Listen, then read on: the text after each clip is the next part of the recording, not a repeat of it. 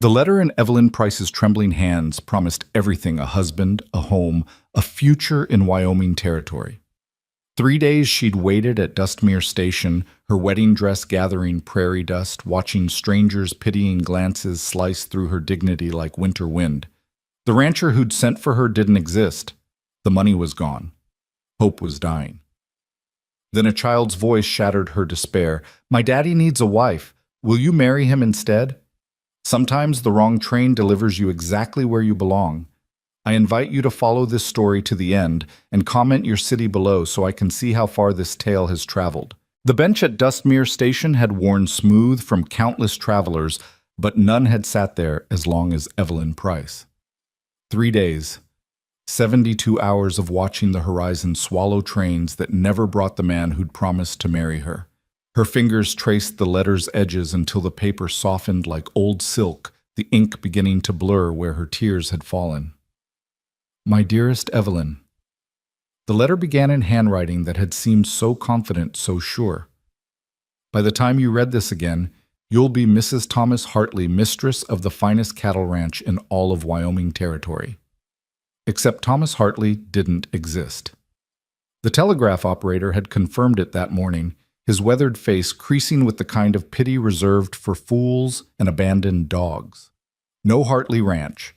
No Thomas Hartley registered anywhere in the territory.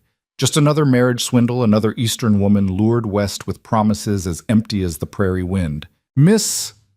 The station master, Jedediah Burke, approached with the careful steps of a man approaching a wounded animal. His boots scraped against the platform's warped boards. "Miss Price, isn't it? The westbound's coming through in an hour. I could arrange passage back east. The railroad company sometimes makes allowances for situations." Evelyn's spine straightened through the effort cost her. 24 years old, and she'd already been marked as one of those women, the ones who'd gambled everything on a letter and lost. Back in Philadelphia, they'd shake their heads. "Poor Evelyn Price," they'd whisper. "Always did have more dreams than sense." "I'm not going back." The words surprised her with their steadiness. Burke shifted his weight, his shadow falling across her dusty traveling dress. "Miss, you can't just sit here forever. This ain't no place for a woman alone. Dustmere's rough territory. We got cowboys, miners, all sorts passing through." "I said, I'm not going back." She stood, her legs protesting after hours of stillness. The platform seemed to tilt, or maybe that was hunger making the world unsteady. Her last piece of bread had been breakfast yesterday. Pride, it turned out, was difficult to digest. Burke pulled something from his vest pocket, a silver dollar. "For food, miss. There's a boarding house 2 streets over. Mrs. Holloway runs a clean establishment." The coin glinted in the afternoon sun like a small accusation. Charity. She'd come west to escape exactly this, the suffocating pity of being Evelyn Price, the schoolteacher whose father died in debt, leaving her with elegant handwriting, a thorough education, and absolutely nothing else. "I have money," she lied, her empty purse weighing against her hip like a stone. "Course you do." Burke set the coin on the bench beside her carpet bag. "That's just Western hospitality." He retreated to his office, leaving Evelyn alone with the vast Wyoming sky. It stretched endlessly, a blue so sharp it hurt to look at. Nothing like Philadelphia's familiar gray ceiling. Here, the sky didn't care about your circumstances. It simply was beautiful and terrible and completely indifferent. She picked up the silver dollar, its weight both salvation and defeat. The sound of boots, small ones, made her turn. A child stood at the platform's edge, maybe 7 or 8 years old, wearing men's boots that swallowed her feet and a dress that had seen better decades. Prairie dust painted her dark hair gray, and her eyes were the color of sage honey too, knowing for such a young face. "You're the bride, ladies," the girl announced. Not a question. "I'm nobody's bride." The words tasted bitter. The girl tilted her head, studying Evelyn like she was a puzzle missing pieces. "You've been sitting here 3 days. Whole town's talking about it. Mrs. Holloway says you're probably touched in the head. Mr. Giles thinks you're running from the law, but I think you're just sad. And what would you know about it?" "I know sad." The girl stepped closer, her oversized boots clomping against the boards. "My mama knew sad too before she died. She used to sit like you're sitting all straight and careful, like if you hold yourself just right, you won't break into pieces. Evelyn's throat tightened. Where's your father? Working. Always working. That's why I came to find you. The girl's small hand reached out, dirt caked under her fingernails. Will you marry my daddy instead? The question hung in the air like dust motes, absurd and desperate in equal measure. Child, you can't just people don't. Evelyn stopped, struck by the earnestness in those honey eyes. What's your name? Clara. Clara Callahan. My daddy's Samuel Callahan, and he needs a wife real bad even if he don't know it. He can't braid hair and he burns everything he cooks, and sometimes he forgets to talk for whole days. Clara's words tumbled out in a rush. But he's good. He don't drink like Mr. Watson, and he don't hit like Mr. Briggs used to hit Mrs. Briggs before she ran off. He just gets real quiet, like he's listening to something nobody else can hear. Clara, sweetheart, you can't just collect a wife for your father like picking up a stray cat. Why not? You need a husband. He needs a wife. I need a mama. Clara's logic was devastating in its simplicity. You're pretty enough even with all that dust on you, and you got all your teeth I checked when you were sleeping yesterday. You were watching me sleep. Only for a minute. Had to make sure you were suitable. Clara pulled something from her pocket, a crust of bread wrapped in a handkerchief. Here, I saved this from breakfast. Daddy won't miss it. The bread was hard as stone, probably 2 days old, but Evelyn's stomach cramped at the sight of it. She took it with shaking fingers, dignity crumbling like the crust between her teeth. See, Clara said, satisfied. You're hungry. We got food. Not fancy food, but plenty of it. Daddy shot an elk last week. Clara, Evelyn began, but the child had already grabbed her carpet bag with surprising strength. Come on, it's getting late and Daddy don't like me walking after dark. Makes him go all tight around the eyes. She started dragging the bag toward the platform steps. You can decide about marrying him after you meet him, but even if you don't want to marry him, you can stay for supper. We got elk stew. Evelyn stood at the crossroads of her life, looking between the empty train tracks leading back east and this strange child with her overlarge boots and desperate honey eyes. The rational choice was clear. Take Burke's charity. Buy a ticket home. Become the cautionary tale she was always meant to be. But rationality had led her to believe Thomas Hartley's letters. Rationality had said a correspondence courtship was perfectly respectable.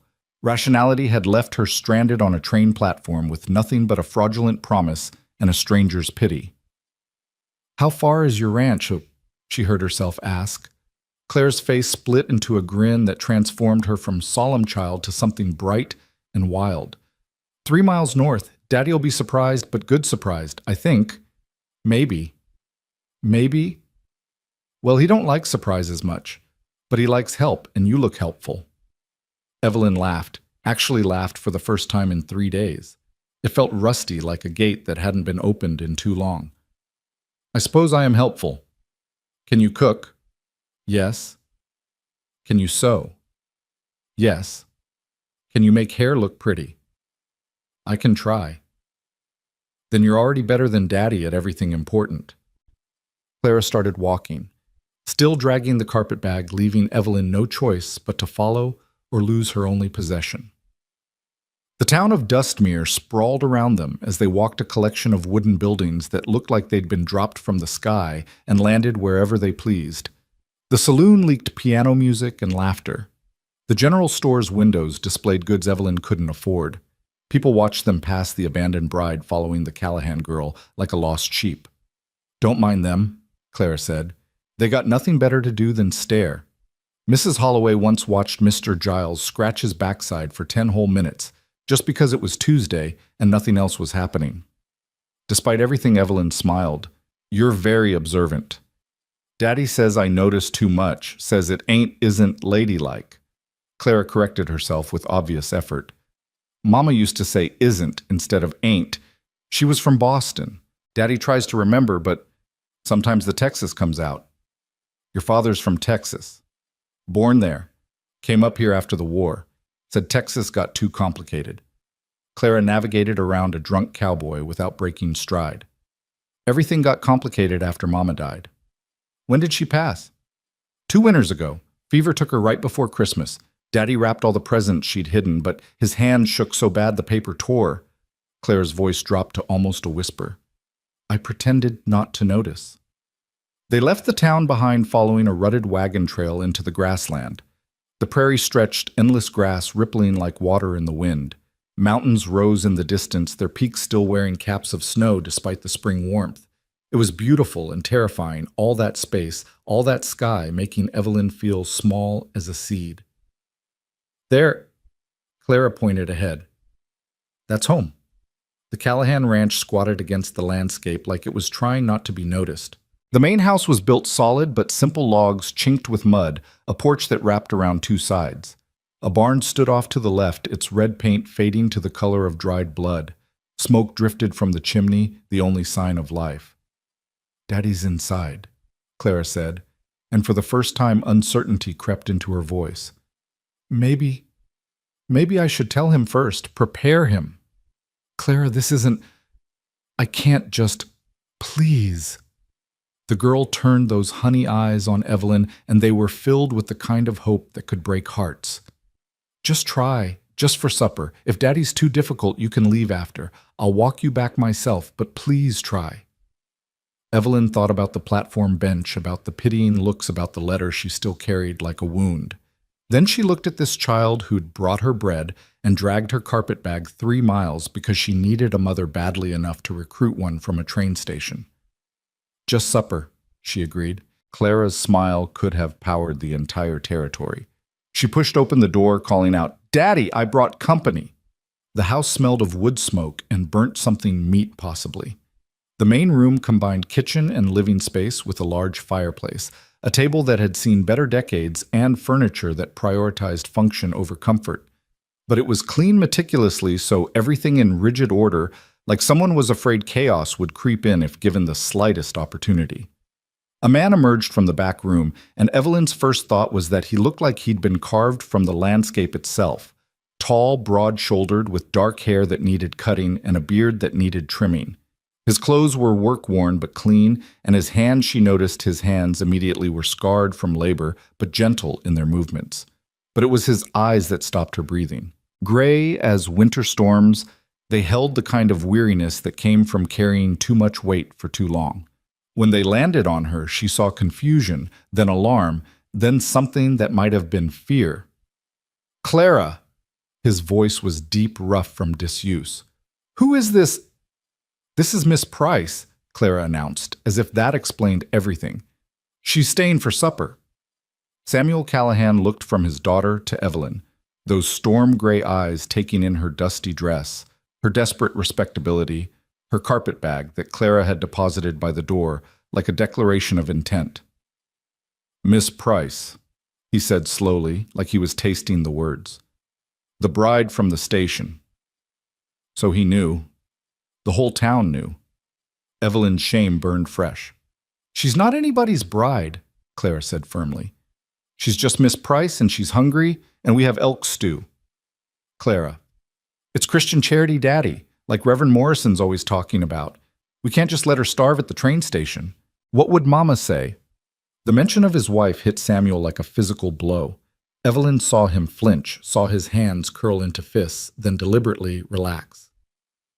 Mr. Callahan, Evelyn found her voice. I apologize for the intrusion. Your daughter was concerned for my welfare. I'll gladly be on my way if... You walked 3 miles. It wasn't a question. He was looking at her boots worn through at the toes. Yes. In those shoes? Yes. Carrying that bag. Clara helped. Something shifted in his expression so subtle she almost missed it. Clara's 8 years old. I'm almost 9, Clara protested. She's 8 years old, Samuel repeated. And she carried your bag 3 miles because she was worried about a stranger. Yes. He studied her for a long moment, and Evelyn felt like he was seeing straight through her carefully maintained composure to the terrified, desperate woman beneath. You'll stay for supper, he said finally. Not an invitation, a statement of fact. Clara, show Miss Price where she can wash up. And change your dress. That one's got more dirt than fabric. Clara grabbed Evelyn's hand, pulling her toward a door. That's Daddy's way of saying welcome. He don't use many words, but the ones he uses he means. The room Clara led her to had clearly been the master bedroom once. Now it held only a narrow bed, a washstand, and a trunk. Everything that might have been feminine had been removed, leaving only the bones of a space once filled with life. This was their room, Clara said unnecessarily. Daddy sleeps in the barn most nights now. Says the house feels too full of empty. Evelyn poured water from the pitcher into the basin, surprised to find it fresh and warm. Your father seems complicated. He wasn't always. Mama used to make him laugh, real laughs, the kind that came from his belly. Now he just works and worries and forgets to eat unless I remind him. Clara perched on the bed, watching Evelyn wash the travel dust from her face and hands. That's why you should marry him. You could remind him to eat too. Clara, marriage it's not just about reminding people to eat. I know that. It's about other things too, like having someone to talk to when the dark gets too heavy, like knowing someone will notice if you don't come home, like not being alone when the fever comes and there's no one to bring water. The child's words carried the weight of experience no 8-year-old should have. Was your father able to bring water when your mother had the fever? He tried. He sat with her 3 days and nights, didn't sleep, didn't eat. Told her stories about when they first met, about building this house, about all the things they do when she got better. Clara's voice went hollow. But she didn't get better. And after she died, Daddy stopped telling stories. Evelyn dried her hands, slowly choosing her words with care. Grief changes people. I know. It changed me too. I used to be afraid of the dark. Now I'm afraid of the silence. Clara stood smoothing her dirty dress. I better change before Daddy gets upset. He doesn't like disorder. She left Evelyn alone in the room that felt haunted by another woman's absence. Every missing detail told a story: the rectangular fade on the wall where a mirror once hung the empty hooks that might have held dresses, the lingering scent of lavender sachets long since removed. Evelyn opened her carpet bag, pulling out her one clean dress. It was nothing special, dark blue wool, practical and plain, but it was clean and it fit, and it didn't carry the dust of her humiliation. She changed quickly, trying not to think about how she'd imagined this moment differently. She should be changing into her wedding dress in Thomas Hartley's house, preparing to meet her husband, not washing up in a dead woman's room while her daughter tried to recruit a replacement. When she returned to the main room, Samuel was at the stove stirring something in a large pot, with the concentration of a man diffusing dynamite. Clara sat at the table now, wearing a dress that was clean, but too small, the hem hitting above her ankles. It smells wonderful, Evelyn said, though in truth it smelled slightly scorched. Samuel glanced at her, and something flickered in those storm-gray eyes. The blue dress, perhaps, or just the sight of a woman in his kitchen again. It's edible, he said. Usually. Daddy's being modest, Clara said. It's definitely edible. Mostly. Despite herself, Evelyn found her lips twitching toward a smile. Can I help? No? The word came out sharp, and Samuel seemed to realize it. I mean, you're a guest. I'm a woman who knows her way around a kitchen, Mr. Callahan, and I've been sitting for 3 days. I'd welcome the activity. He stepped back from the stove like it might bite him. If you insist. She moved to the pot, assessing the situation. The stew was salvageable, just needed attention. She found salt, pepper, and surprisingly dried herbs hanging from the rafters. Thyme, she said, surprised, and sage. Mama grew them, Claire explained. Daddy keeps them even though he doesn't use them. She said they made everything taste like home, Samuel said quietly, then seemed surprised he'd spoken. Evelyn added herbs to the stew, adjusting seasoning, stirring with the confidence of someone who'd stretched too many meals when money was tight.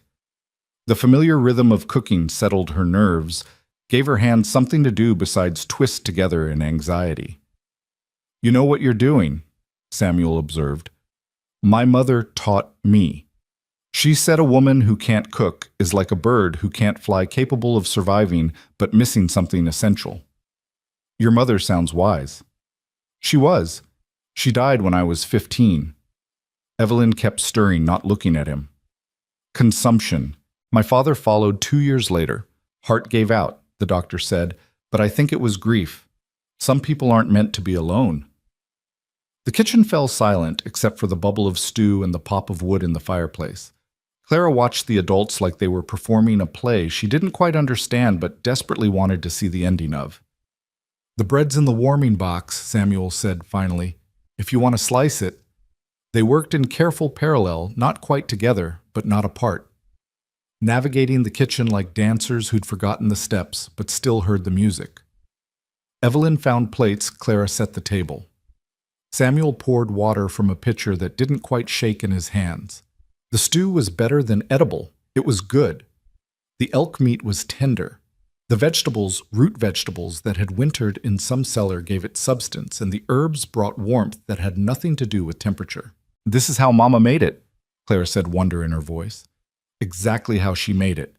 Samuel's spoon stopped halfway to his mouth. He set it down carefully, precisely, like it was made of glass.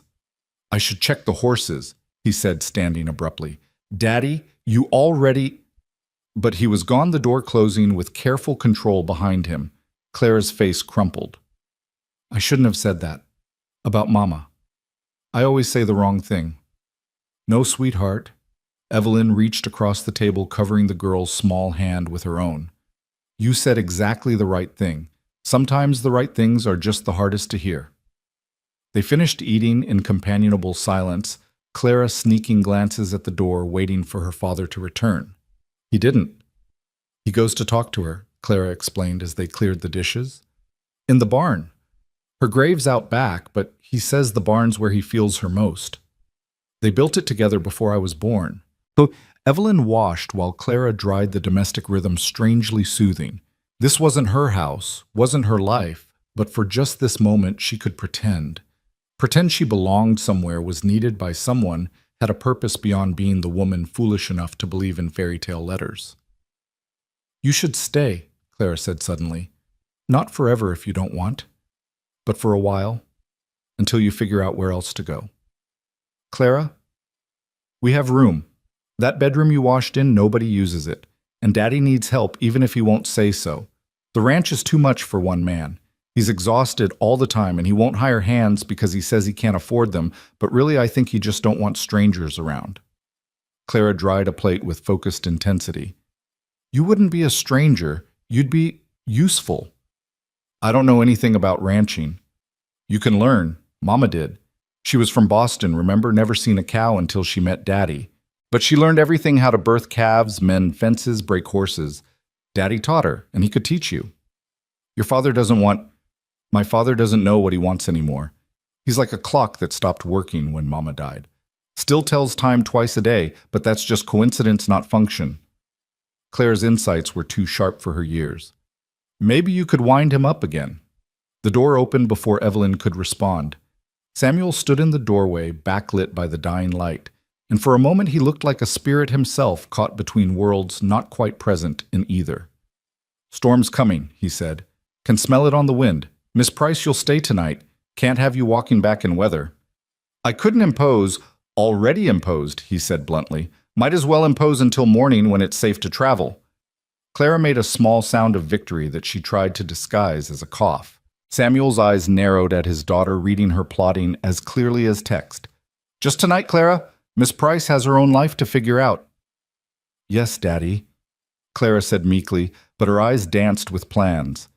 The evening settled around them like a blanket. Samuel returned to work, ledgers spread across the table, calculating numbers that never seemed to add up right. Clara sat by the fire with a primer, practicing her letters with painful concentration.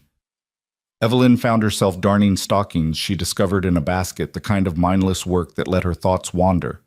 This could be her life. This quiet domesticity, this careful dance around grief, this slowly healing household. It was nothing like what she'd imagined when she'd answered Thomas Hartley's advertisement.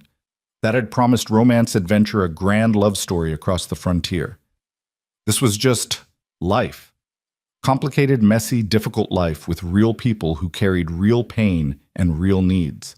"Your letters are backward," Samuel told Clara, voice gentle. "Remember the B faces, right? Like it's walking forward." "Walking forward to where?" Clara asked. "Wherever it needs to go." "What if it doesn't know where that is?" Samuel looked up from his ledgers, caught Clara's eyes, then his gaze drifted to Evelyn. Then it keeps walking until it figures it out. The storm hit just after full dark wind howling like wounded animals, rain hammering the roof with violent intensity. The house shuddered but held, built to withstand worse than weather. "Spring storms," Samuel said, closing his ledgers. "They're angry about something, but they never last long." "Unlike winter storms," Evelyn asked. "Winter storms aren't angry, they're just indifferent, which is worse somehow." He stood stretching muscles tired from sitting. "I'll get blankets for your room. Gets cold when the wind blows through the chinking." He disappeared into a back room, leaving Evelyn and Clara by the fire. "He's different tonight," Clara whispered. "He talked more at dinner than he has in weeks." Change unsettles people. Good unsettled or bad unsettled? "I don't know yet." Samuel returned with an armload of quilts that smelled of cedar and thyme. "These were in the trunk," he said, not quite meeting Evelyn's eyes. "They're clean." One quilt slipped and Evelyn caught it. Her fingers recognized the pattern immediately: wedding ring design, each interlocking circle made with fabric scraps that told stories.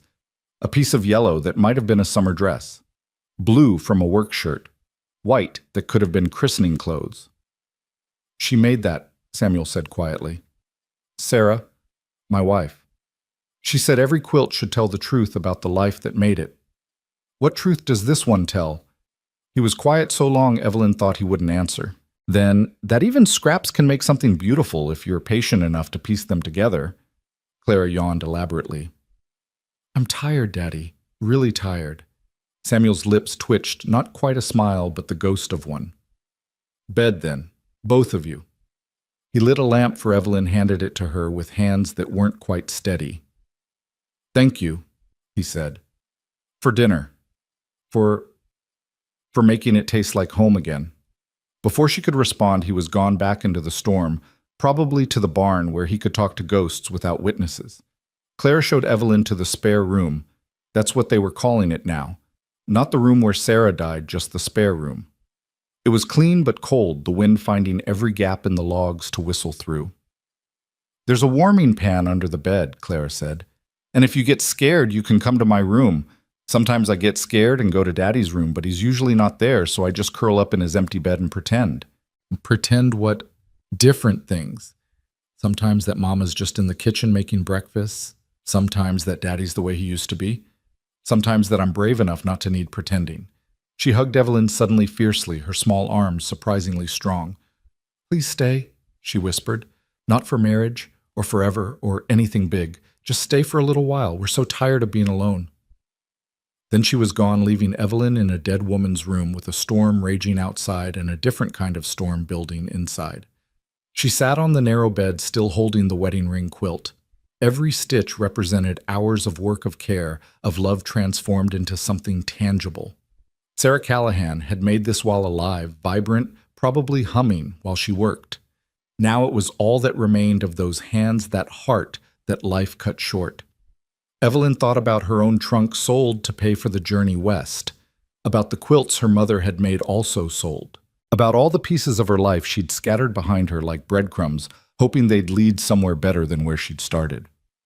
The storm raged on, and somewhere in the barn, a man was talking to his dead wife about the woman sitting in her room, wrapped in her quilt, wearing a blue dress that probably reminded him of 100 other blue dresses that would never be worn again.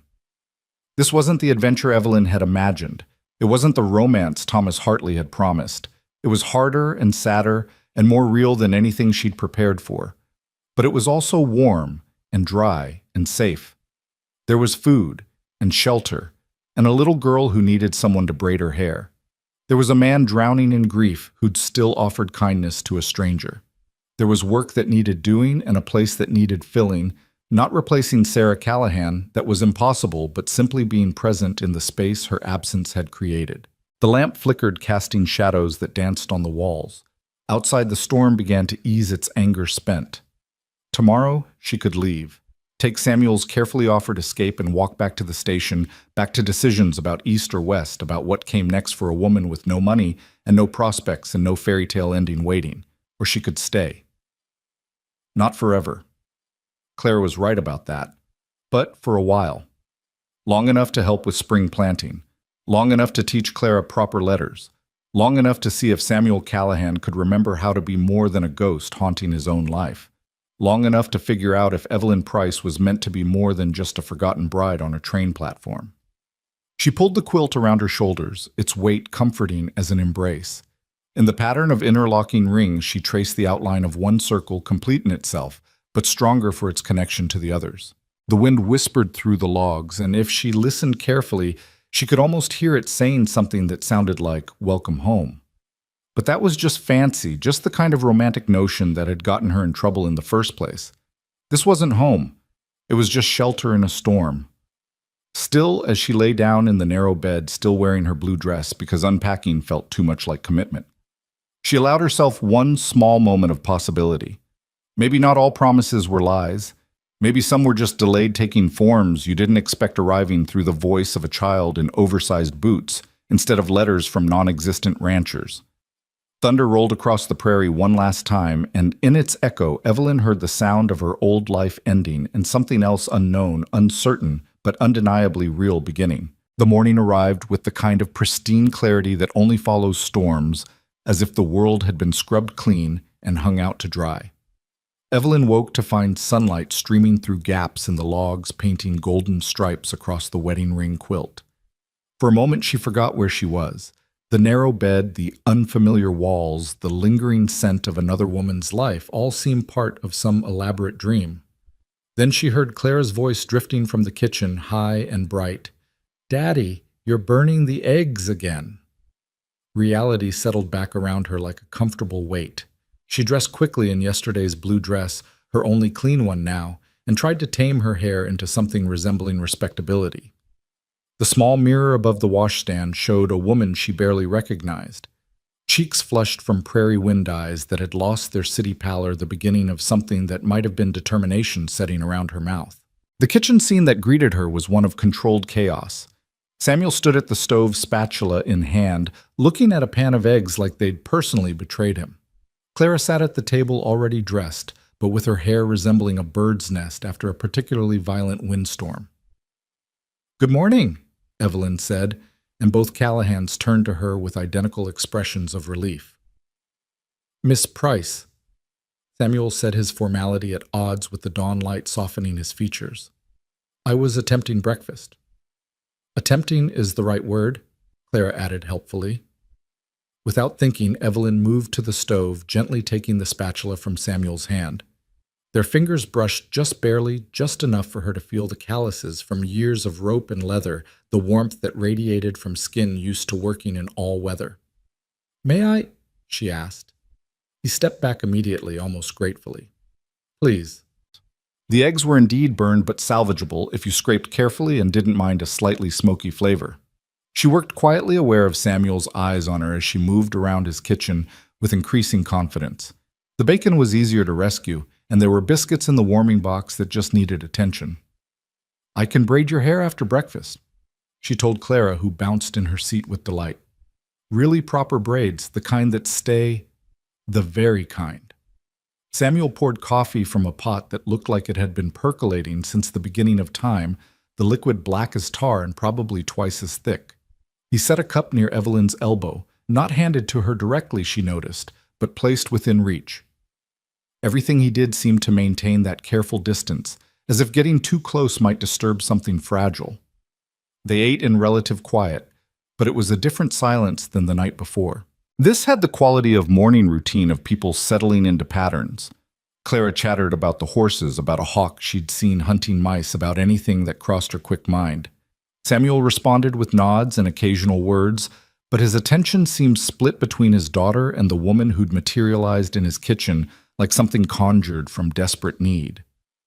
After breakfast, Evelyn sat Clara down and began working through the tangles in her hair.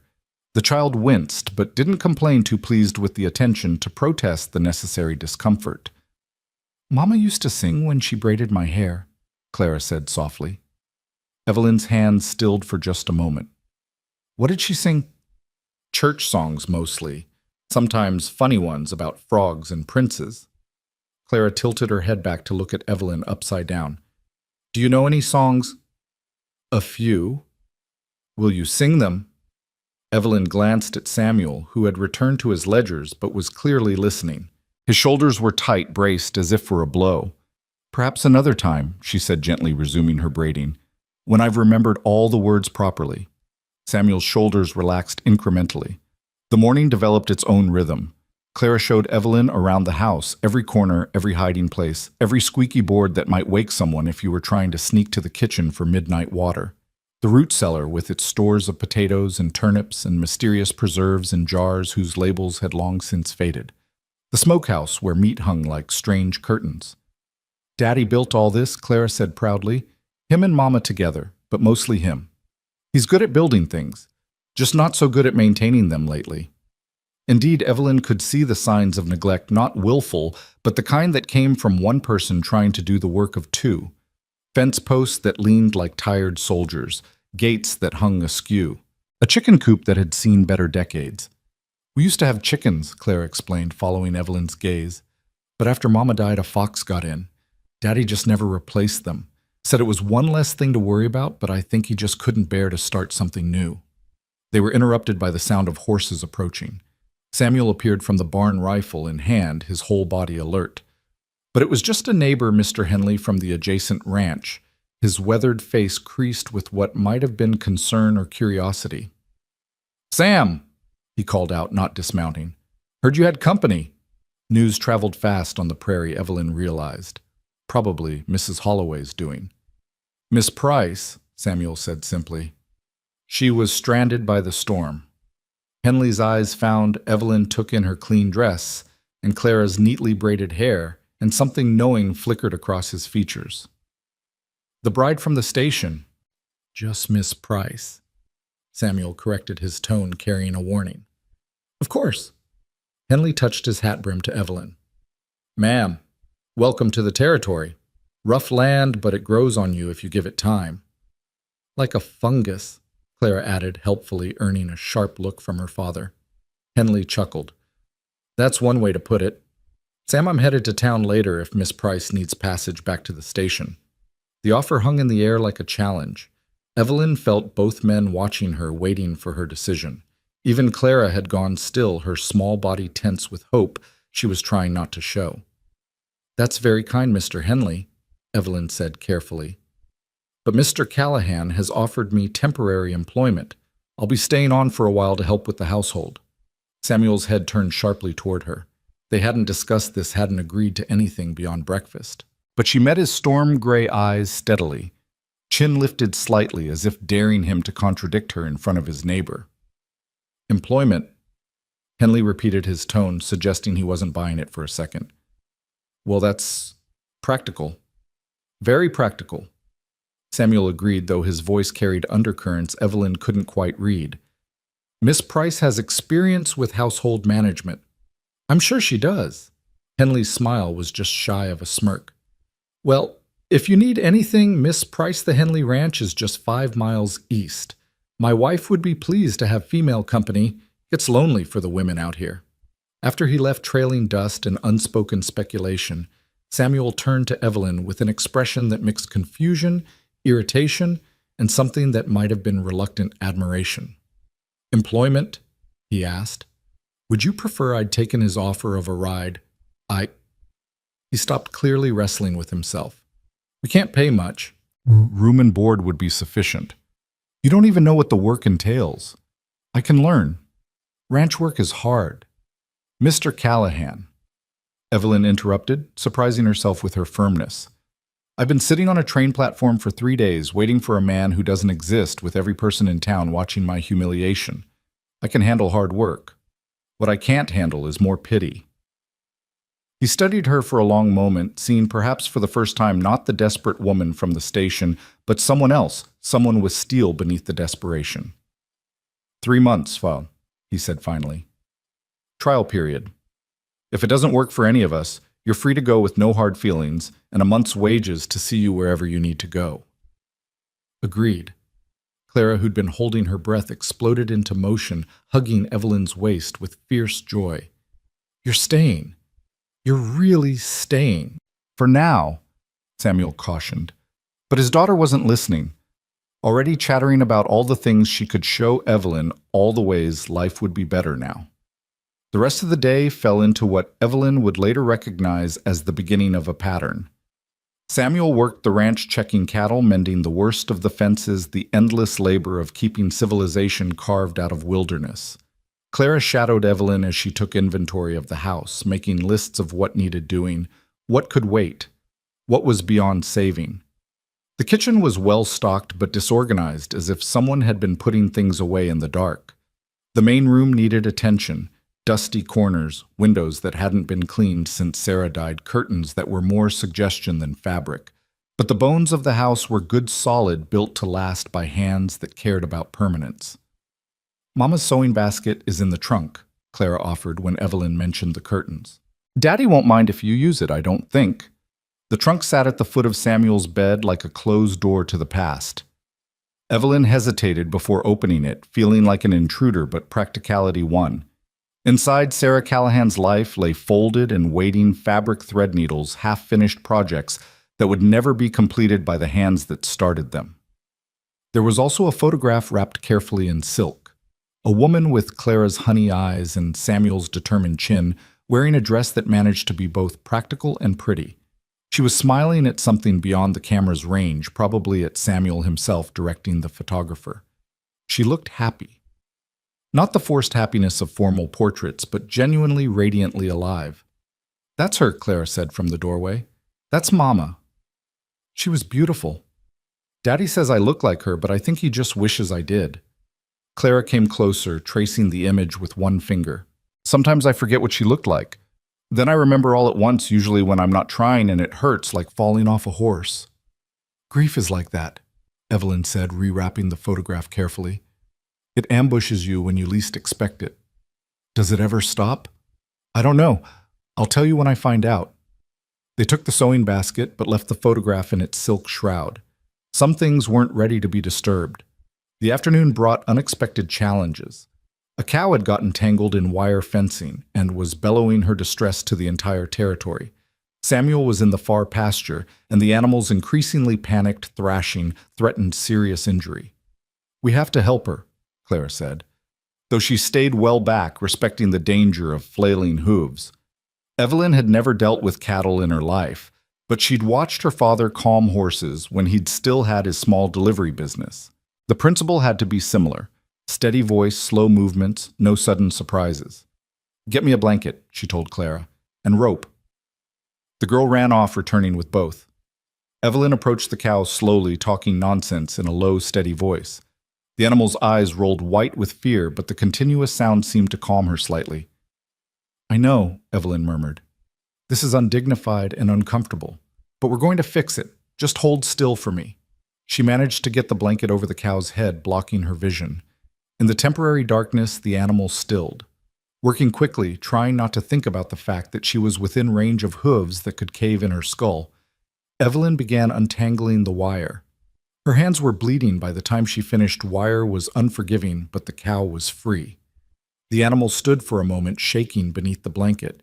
Then Evelyn pulled the fabric away and stepped back quickly. The cow looked at her with what might have been gratitude or might have been profound irritation, then ambled away with as much dignity as a recently panicked bovine could muster. You did it! Clara danced around Evelyn like a small tornado. You saved her. I just untangled some wire. Daddy! Clara shouted, spotting her father approaching on horseback. Miss Price saved Bessie. Samuel dismounted, taking in the scene, the discarded wire, Evelyn's bleeding hands, the cow now placidly grazing, as if nothing had happened. Let me see what, he said, reaching for her hands. She pulled back instinctively. They're fine. They're bleeding. His voice carried a note of command she hadn't heard before. Infection's no joke out here. Reluctantly, she let him examine the cuts. His hands were gentle, despite their size turning hers to catch the light, assessing damage with practiced eyes. Not too deep, he concluded, but they need cleaning. Come on. He led her back to the house, Clara trailing behind, providing unnecessary commentary about Evelyn's heroism. At the kitchen pump, Samuel worked the handle while Evelyn held her hands under the cold water, hissing as it hit the cuts. Hold still, so he said, producing a flask from somewhere and pouring the contents over her wounds. The whiskey burned like fire, and Evelyn bit her lip to keep from crying out.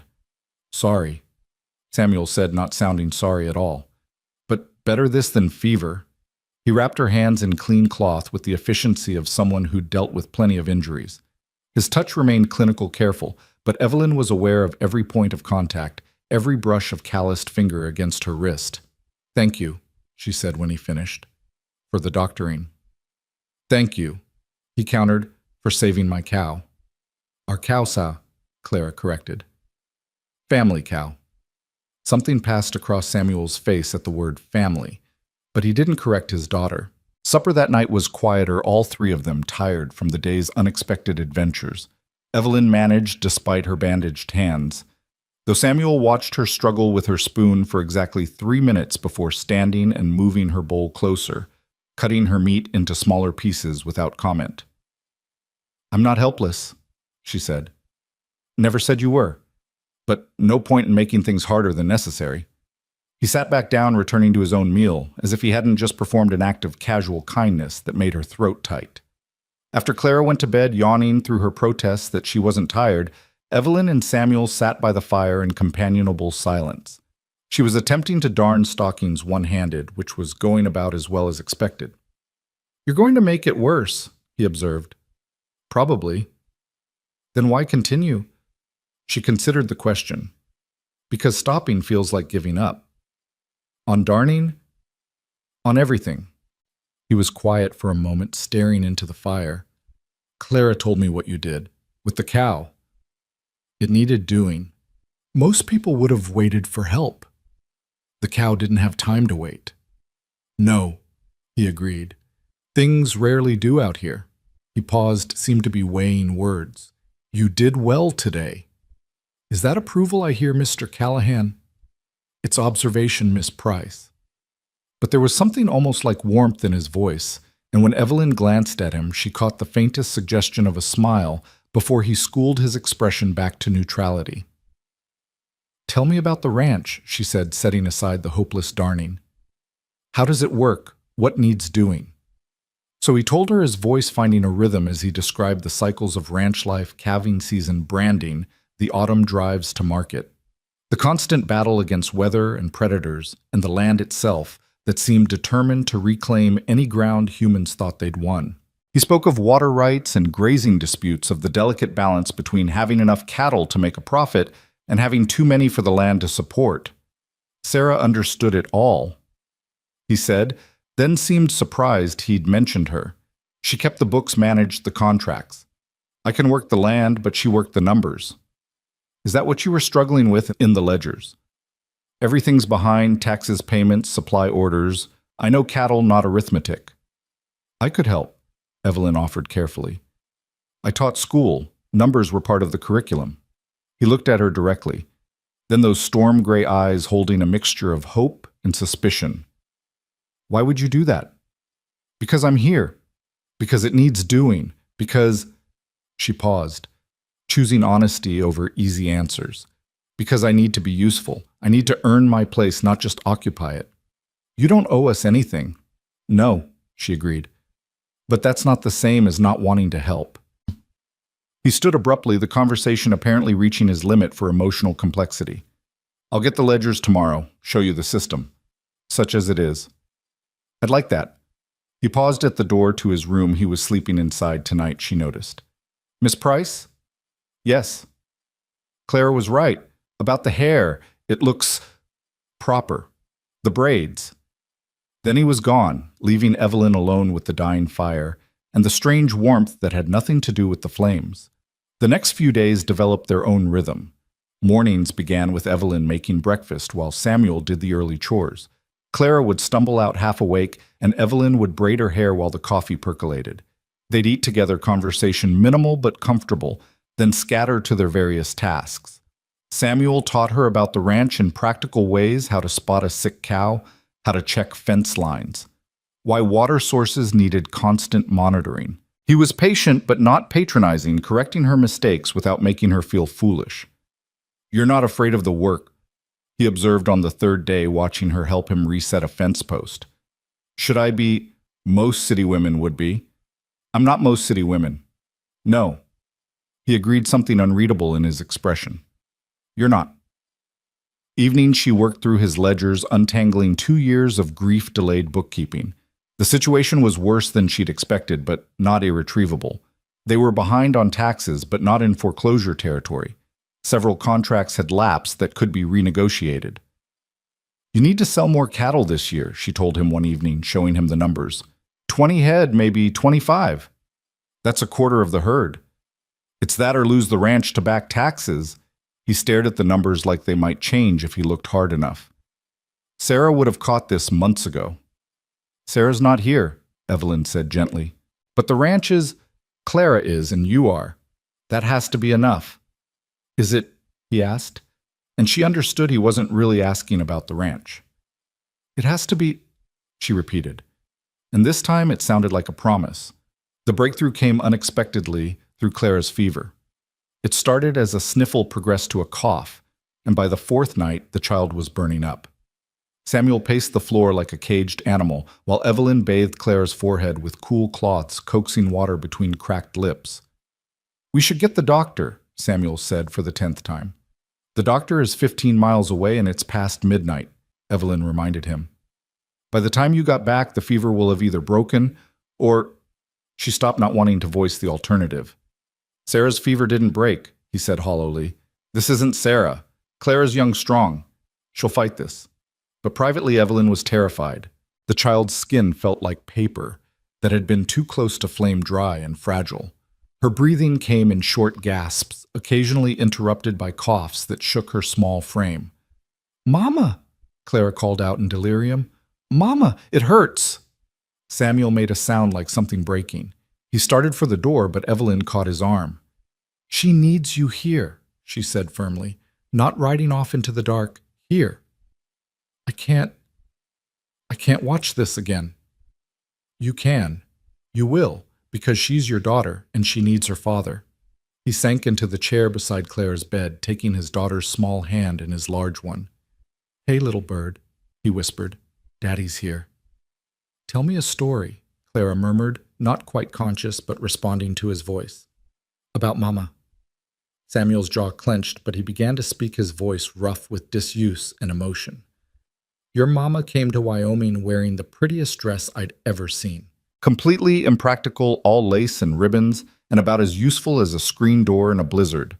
But she wore it like armor, like it could protect her from everything the territory might throw at her.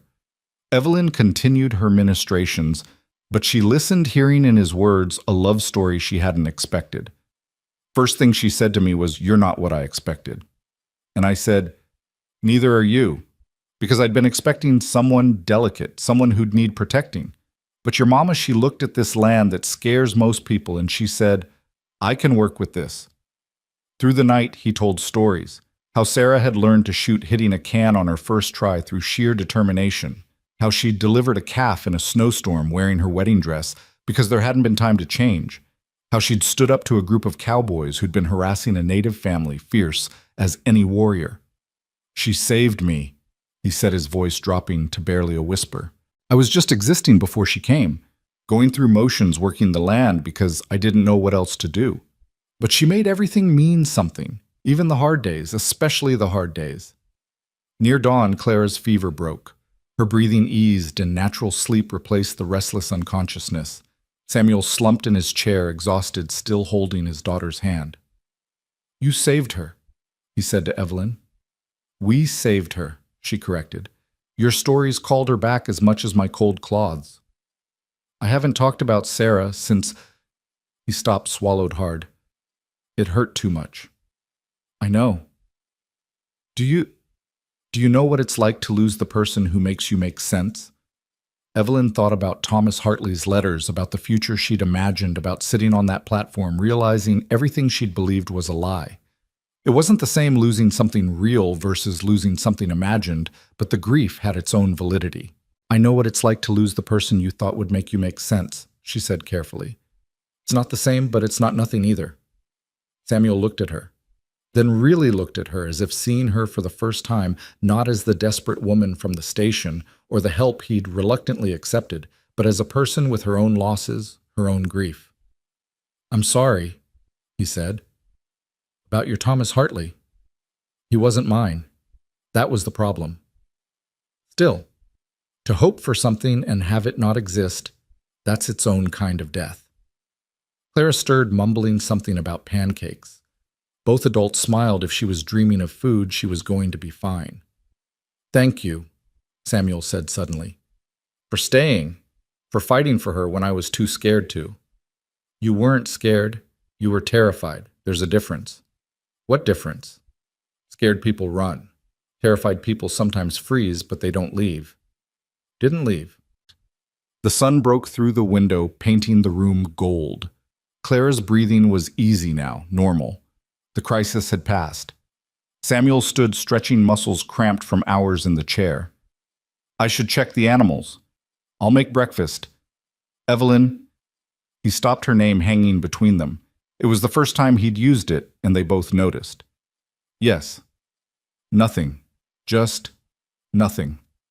But his hand brushed her shoulder as he passed, the lightest touch, barely there, and then gone. But Evelyn felt it like a brand marking some shift in what they were to each other. Clara woke properly around noon, demanding food and complaining that her hair was a mess. The relief in the house was palpable, like the air after a storm when you realize the roof held and the windows didn't break. "You stayed," Clara said to Evelyn wonderingly. "When I was sick, you stayed." "Of course I stayed. But you're not my mama." "No," Evelyn agreed carefully, working through the tangles in Clara's hair. "But I'm here." "That's almost as good," Clara decided. "Maybe better because you chose to be here. Mamas have to love you. It's a rule. But you don't have to do anything, and you stayed anyway." That evening, Samuel brought something to the dinner table besides food, a small wooden box worn smooth from handling. "I've been thinking," he said, not quite meeting anyone's eyes, "about what's fair, about what's right." He opened the box, revealing a simple gold ring. Not ornate, not expensive, but solid and real. "This was my mother's, he said. Not for what you might think, but as collateral. You're working here helping us, and I've got no cash to pay proper wages. But this has value. You could sell it if you need to leave, start over somewhere. It's yours to keep whatever happens."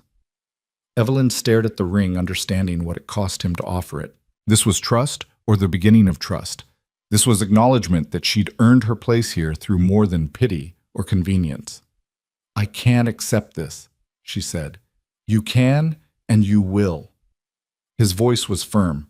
Sarah would have wanted— He paused, took a breath. "Sarah would have wanted whoever helped Clara to have security. This is what I can offer." Evelyn picked up the ring, feeling its weight.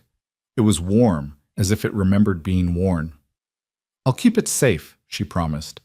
"Until you can afford to pay proper wages, then you can have it back. That might be a while. I'm not going anywhere." The words hung in the air, heavier than intended. Clara looked between them with the bright-eyed interest of a child sensing adult undercurrents. "Good," Samuel said finally. "Because Clara needs consistency. Children need to know the people in their lives will stay." "Just Clarita?" Evelyn asked, surprised by her own boldness. Samuel's eyes met hers, storm-gray depths holding something that might have been fear or might have been hope. "No," he said quietly. "Not just Clara." The weeks that followed Clara's recovery brought an unexpected ease to the Callahan ranch, as if her fever had burned away more than just illness. Samuel began taking his morning coffee at the kitchen table instead of standing by the door ready to escape. He started leaving his ledgers out where Evelyn could work on them without asking permission. Small changes, but in a household that had been frozen in grief, even small thaws felt momentous. It was during one of these morning coffees that trouble arrived in the form of Marcus Briggs, the territorial tax assessor whose reputation preceded him like a bad smell. His wagon kicked up dust visible from a mile away, giving them just enough time for Samuel's jaw to tighten and his knuckles to whiten around his cup. "He's early," Samuel said, voice flat as old beer. "Not due for another month." "Maybe he's just passing through," Evelyn suggested. though the purposeful way the wagon turned toward their gate suggested otherwise. Marcus Briggs doesn't pass through. He circles like a vulture looking for weakness. Samuel stood his chair scraping against the floor. Clara, go to your room. But Daddy, now. The child disappeared, but Evelyn knew she'd be listening from behind her barely closed door.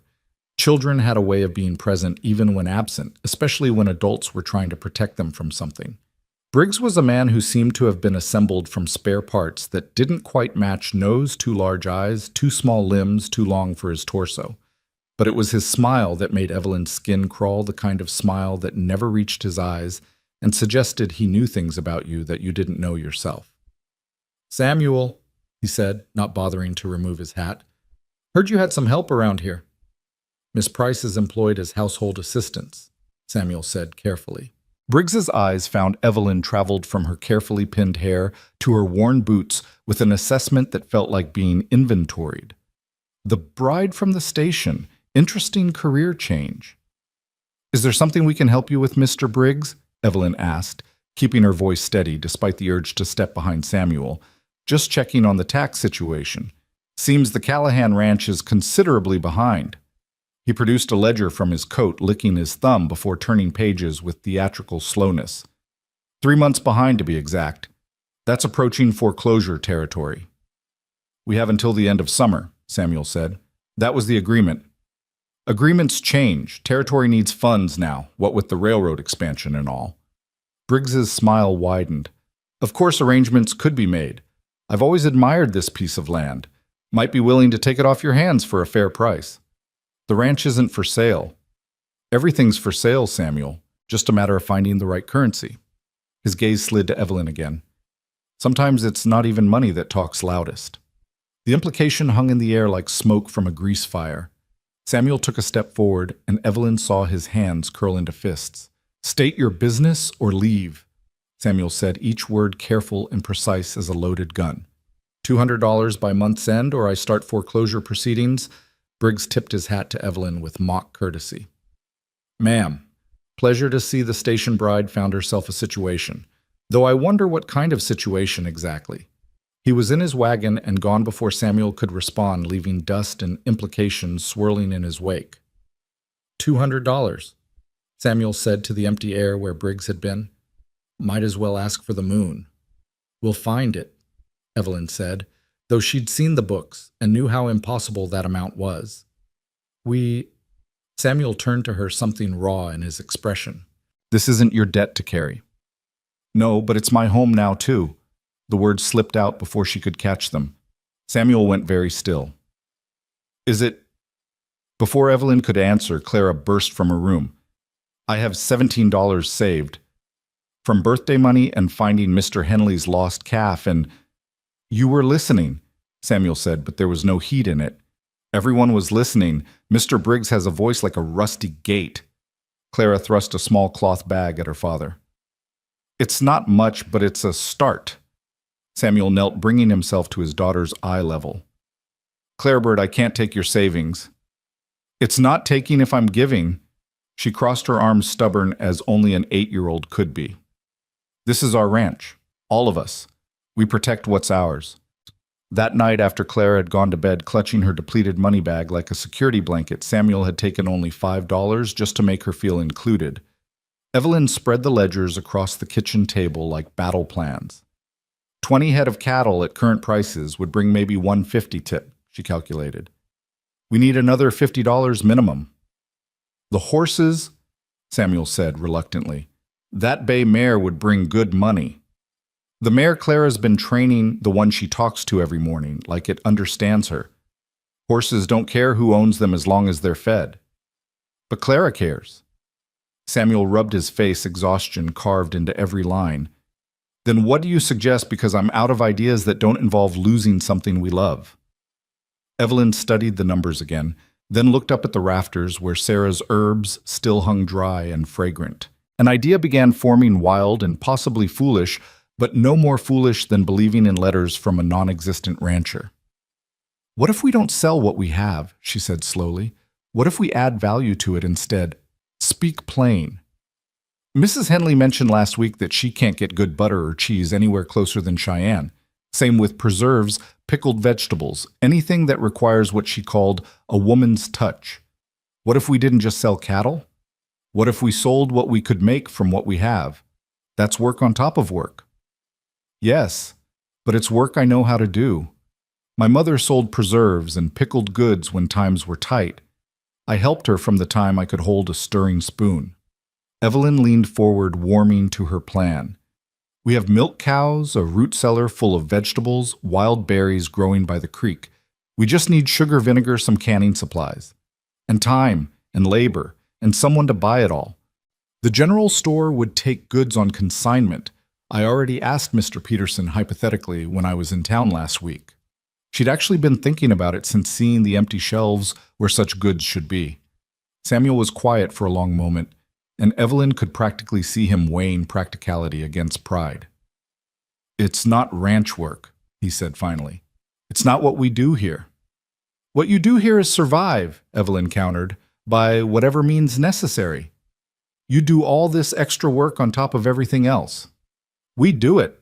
Clara can help, she's old enough, and you'd be surprised how much can be accomplished when foreclosure is the alternative. Samuel stood and walked to the window, looking out at the dark land that 3 generations of Callahans had worked. My grandfather would roll in his grave knowing I'd reduced the ranch to selling preserves like some homesteader's wife. Your grandfather isn't here, and I'd bet he'd rather see you keep the land through preserves than lose it through pride. When Samuel turned back, there was something different in his expression. Not quite hope, but the possibility of it. What would you need? They stayed up past midnight making lists, calculating cost, planning logistics. Samuel knew a supplier who might extend credit for canning supplies. Evelyn sketched out production schedules working around ranch duties and Clara's schooling. It was ambitious, bordering on impossible, but it was something, and something was better than the nothing they'd had before. The next morning brought unexpected allies. Word of Briggs's visit had traveled Prairie Telegraph, being faster than Western Union, and neighbors began arriving with small offerings and large indignation. Mr. Henley brought sugar, claiming his wife had ordered too much. The widow Patterson contributed a box of canning jars she couldn't possibly use all of. Even gruff old Pete from the furthest homestead brought vinegar, muttering about taxation being theft and Briggs being a parasite. We take care of our own, Mrs. Henley said firmly, helping Evelyn sort supplies in the kitchen, while Clara labeled jars with her careful handwriting. And you're one of us now, whether you arrived conventional or not. The work was brutal. Evelyn's days began before dawn making breakfast, then immediately starting on whatever preserving project was most urgent. Strawberry jam from the wild berries Clara gathered, pickled vegetables from the garden they'd frantically expanded, butter churned until her arms ached, then molded into pretty pats that Mrs. Henley swore city folks would pay extra for. Samuel helped when he could, though ranch work didn't pause for side ventures. He'd find her in the kitchen at midnight, still stirring a pot of preserves, and wordlessly take over so she could rest. Or she'd discover he'd already milked the cows at dawn, leaving the cream for her butter making. They developed a rhythm of cooperation that didn't require words, just understanding. Clara proved invaluable, her small fingers perfect for detailed work, like tying cloth covers on jars with ribbon. She also had an unexpected talent for sales charming customers at the general store, with earnest descriptions of how the preserves were made, with love and desperation in equal measure, which she seemed to think was a selling point. 2 weeks into their venture, they'd made $37. It seemed both like a fortune and nowhere near enough. At this rate, we'll have the money by winter, Samuel said, discouraged. Then we increased the rate. Evelyn was stirring a pot of apple butter, her hair escaping from its pins, sweat beading on her forehead, despite the early morning coolness. The church social is this weekend.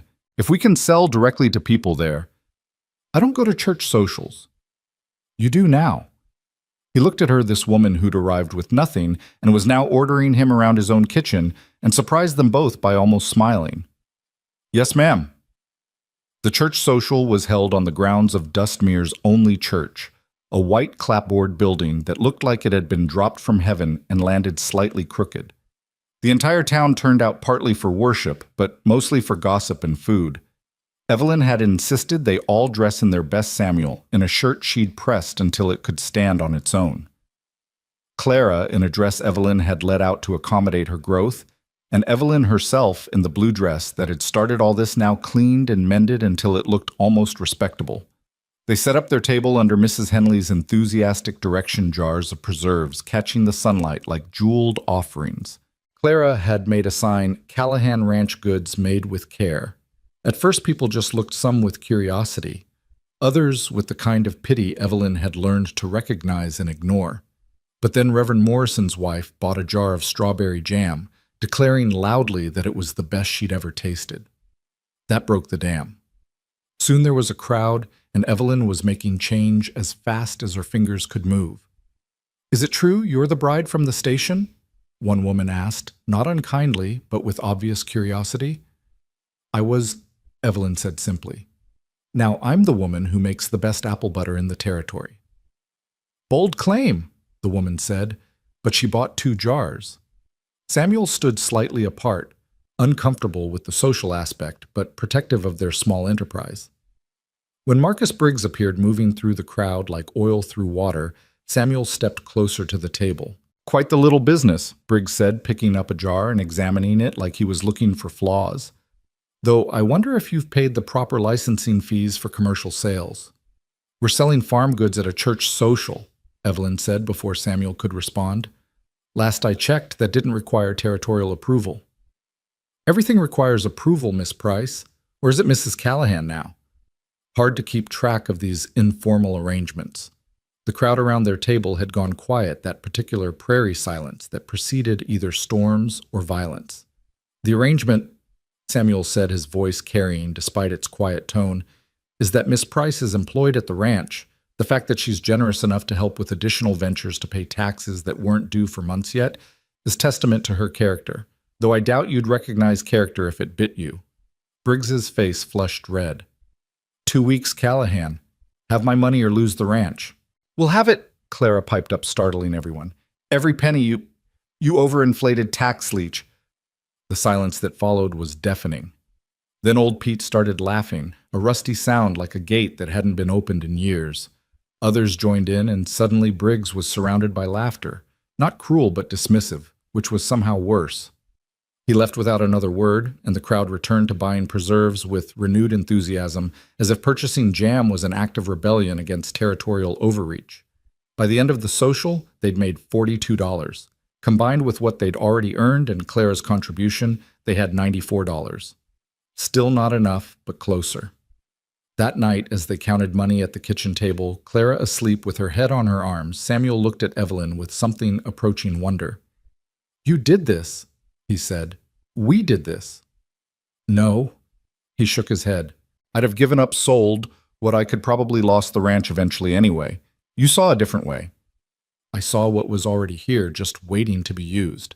She gestured around the kitchen at the empty jars waiting to be filled, the cloth covers Clara had cut, the evidence of their shared labor. "This was all Sarah's foundation. I just built on it." Samuel's jaw tightened at his wife's name, but not with the old pain. This was something else, something that looked like acceptance. "She would have liked you," he said quietly. "Sarah, she would have liked your spine." "My spine?" "The way you stand up to things. Briggs that cow the work. Even me." He paused, seeming to wrestle with words. "Especially me." Before Evelyn could respond, Clara stirred, mumbling something about needing more labels. Samuel scooped her up with the easy strength of long practice. "I'll put her to bed," he said, but paused at the doorway. "Evelyn." "Yes." "Thank you for seeing what could be instead of what was." The next week brought a development no one had anticipated. A letter arrived for Evelyn, forwarded from the station, thick with the kind of paper that suggested money and importance. The return address was Philadelphia, from a law firm she didn't recognize. She opened it with trembling fingers, aware of Samuel watching from across the room, where he was pretending to fix a harness that didn't need fixing. "It's from my great-aunt's estate," she said, reading in disbelief. "Aunt Millicent. I barely knew her. She and my father had some falling out before I was born, but she's died and left me $200. The exact amount they needed. The coincidence felt like either divine intervention or cosmic mockery. "That's wonderful," Samuel said carefully. You can go back east now. Start over properly. Evelyn looked up from the letter to find him turned away, his shoulders rigid with tension. Is that what you think I want to leave? It's what you should want. This, he gestured around the kitchen at the preserving supplies, the evidence of their hard work. This isn't a life, it's just survival. And what's wrong with survival if you're surviving with people who matter? Clara appeared in the doorway, drawn by the sound of raised voices. Are you leaving? She asked Evelyn, her voice small and scared. No, Evelyn said firmly, then looked at Samuel. Unless I'm being asked to.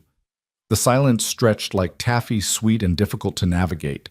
Finally, Samuel turned around and his eyes held something that might have been fear, or might have been hope, or might have been both tangled together like fishing line.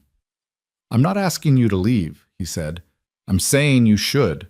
There's a difference. The difference being, one's about what makes sense, the other's about what I want. And what do you want? Clara looked between them like she was watching a tennis match played with words instead of balls. Samuel seemed to crumble and solidify at the same time like a wall that falls only to reveal stronger stone beneath. I want you to stay. God help me, I want you to stay. But not because you've got nowhere else to go. Not because we need your money or your help or your preserves. I want you to stay because he stopped, words failing him like they always did when it mattered most. Because why? Evelyn pressed, stepping closer. Because this place makes sense when you're here, he said in a rush. Because Clara smiles again. Because I don't feel like I'm drowning every minute of every day. Because you see this life as something more than just endurance, and when you're here, I start to see it that way too. Evelyn felt her heart doing something complicated in her chest, like it was trying to remember a dance it had never quite learned. I have a proposal, she said, her voice steadier than her hands. A business proposal. Samuel's expression shuddered slightly. Business. We use the money to pay Briggs all of it. That saves the ranch. In exchange, I become a full partner, not an employee, not a guest. A partner. In the ranch and the preserves business, she paused, meeting his eyes, in whatever this is becoming. Partners. Samuel repeated, testing the word. Equal partners. My name on the deed alongside yours. That's not how things are done. Nothing about how I arrived here was how things are done. Why start being conventional now? Clara, who'd been uncharacteristically quiet, suddenly burst out, Say yes, Daddy. Say yes before she changes her mind and we lose everything. Samuel looked at his daughter, then at Evelyn, who stood there in her flour-dusted apron with her hair coming undone and her chin raised like she was ready to fight the world. His wife had been nothing like this woman. Sarah had been gentle, soft-spoken, a spring rain to Evelyn's summer storm. But maybe that's what they needed now, someone who could stand up to the drought that grief had brought. Partners? He agreed, extending his hand. Evelyn shook it. Her hand small but firm in his, and if they held on a moment longer than business required, only Clara noticed, and she was too busy dancing around the kitchen to comment. They paid Briggs the next day, Evelyn insisting on going along to witness the transaction. The tax assessor's face when he realized the desperate ranch had raised his blood money was almost worth the months of worry. He counted the bills 3 times, looking for some reason to refuse them. This doesn't mean you're safe, he said finally. Taxes come due every year, and we'll pay them every year, Evelyn said, with preserve money if necessary. The territorial government doesn't run on jam, Miss Price. No, but it apparently runs on squeezing families until they break. I'd say jam is the more honorable currency. Briggs left without another word, but his expression promised this wasn't over. On the ride back to the ranch, Samuel was quiet. Finally, as they reached the gate, he said, You didn't have to give all of it. The inheritance. You could have kept some back had security. I have security, Evelyn said. I have a partnership in a ranch, a thriving preserves business, and a family that needs me. What more security could I want? A family, Samuel repeated softly. Is that what we are? Aren't we? We fight like family, work like family, protect each other like family. Just because we came together unconventionally doesn't make it less real. No, he agreed. It doesn't. That evening, as they sat on the porch watching Clara chase fireflies, Samuel pulled something from his pocket. It was a ring, but not his mother's gold one. This was carved from wood smooth and simple. I made this, he said, not quite looking at her. It's not much, but I thought, if we're partners, there should be something to mark it. Evelyn took the ring, feeling the careful workmanship, the hours that must have gone into making something so smooth from something so rough. It's perfect, she said, and meant it. She slipped it onto her right hand, not her wedding finger, not yet, but a finger that meant business and partnership and possibility. Samuel watched her, and something in his expression eased like a knot that had been tied too long, finally loosening. Miss Evelyn, Clara called, running over with a jar full of fireflies. Look, I caught falling stars. Those are fireflies, sweetheart. I know, but if you squint, they look like stars that got tired of being so high up and came down to dance. She thrust the jar at Evelyn. Make a wish. Evelyn looked at the swirling lights, then at Clara's eager face, then at Samuel, who was watching them both with an expression she couldn't quite read, but that made her chest feel too small for her heart. I don't need to, she said. It already came true. What did finding where I belong? Clara considered this seriously. Was that what you wished for on the train platform, when you were waiting? Evelyn thought about those 3 days sitting on that bench, watching her dreams dissolve like sugar in rain. No, she said honestly. I wished for something completely different, but sometimes the best gifts are the ones you didn't know to ask for. Samuel stood his hand, finding Evelyn's shoulder a brief touch, but waited with meaning. It's getting late. Clara needs to wash up for bed. I'm not tired, Clara protested, even as she yawned. Fireflies are, Evelyn said. We should let them go so they can sleep. They released the fireflies together, watching them disperse into the darkness. Little points of light spreading across the prairie like hope made visible. And for the first time since arriving in Wyoming, Evelyn didn't think about the train that might take her away. She thought about the dawn that would bring another day here in this place that was becoming home, one preserved jar, one shared meal, one wooden ring at a time. The summer heat had settled over Wyoming like a wool blanket, heavy and inescapable. 3 months had passed since Evelyn paid off Briggs, and the ranch had found its rhythm, a careful dance of survival, and something that might have been contentment. But contentment, Evelyn had learned, was fragile as morning frost in July. She discovered the letters by accident, looking for Sarah's recipe box that Clara swore contained the secret to perfect pie crust. The box was in the cellar tucked behind preserving jars, but when Evelyn pulled it free, a bundle of papers fell with it. Letters tied with a faded blue ribbon addressed in Samuel's careful hand to my dearest Sarah. She shouldn't have read them. She knew that even as her fingers untied the ribbon, even as her eyes found the first words. But grief makes archaeologists of us all searching for clues about how others survived what seems unsurvivable. I write to you at night. The first letter began dated just weeks after Sarah's death. The house is so quiet, I can hear my own heartbeat, and it sounds wrong like a clock ticking in an empty room. Clara asked today why you won't wake up. I told her you were sleeping with the angels. She said angels should learn to share. I had no answer for that. Evelyn sat on the cellar floor surrounded by jars of preserves she'd made, reading a dead woman's love letters from the husband who still mourned her. Each letter was a conversation with silence updates about Clara, about the ranch, about the 1,000 small ways life continued despite everything. Clara learned to braid her own hair today, one read. It's crooked and loose, but she was so proud. I didn't have the heart to fix it. You would have known how to make it right without making her feel wrong. I never learned that balance. The last letter was dated just a week before Evelyn arrived. I'm forgetting your voice, Samuel had written. Yesterday I tried to remember how you laughed, and I couldn't. It's like you're dying again, piece by piece, memory by memory.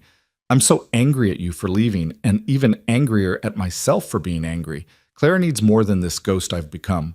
I pray for strength, but all I get is another sunrise I didn't ask for. You weren't supposed to find those.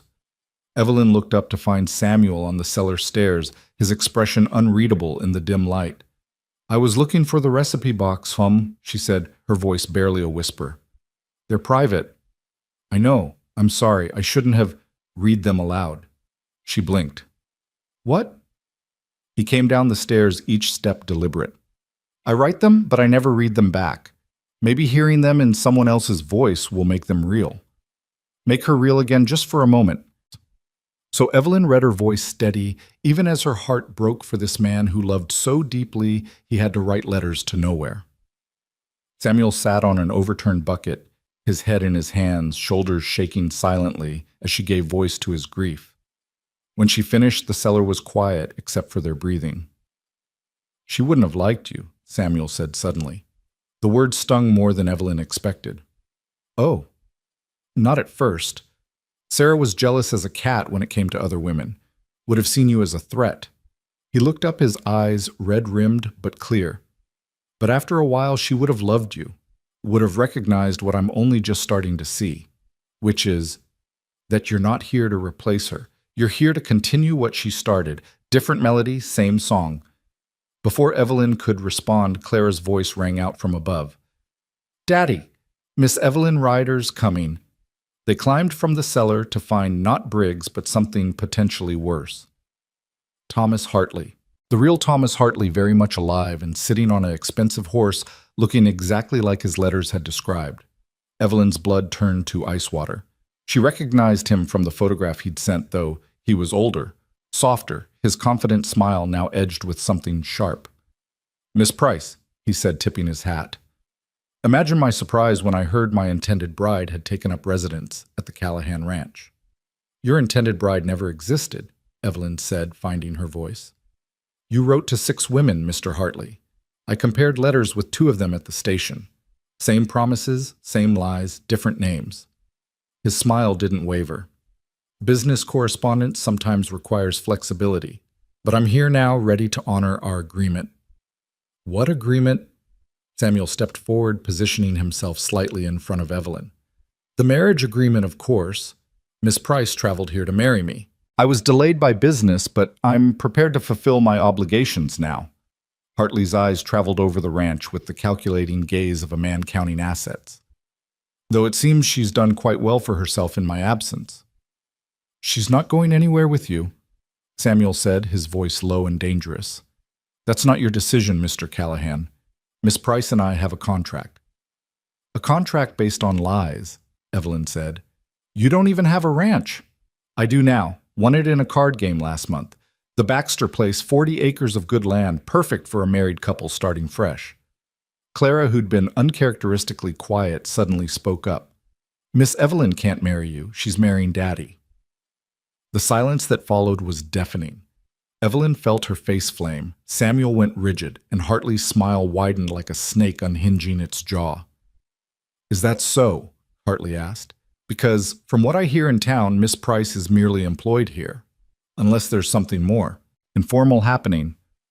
The insinuation was clear ugly, the kind of rumor that could destroy a woman's reputation faster than wildfire consumed prairie grass.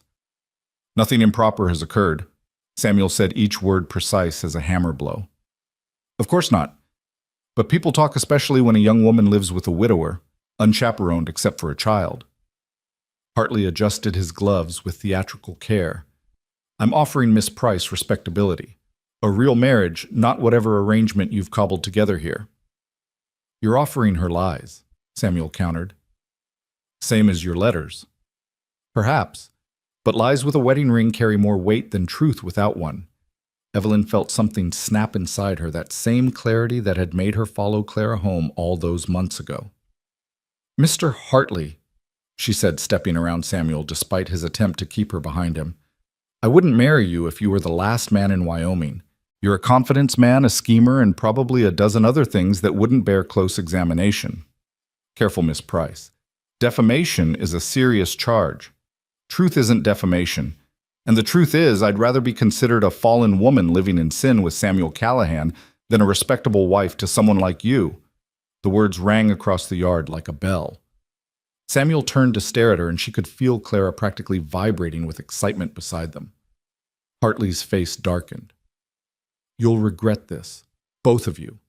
I don't take rejection well." "Then you should stop proposing to women under false pretenses," Evelyn shot back. He wheeled his horse around but paused before riding off. "This isn't over. I came here for a bride, and I don't leave empty-handed.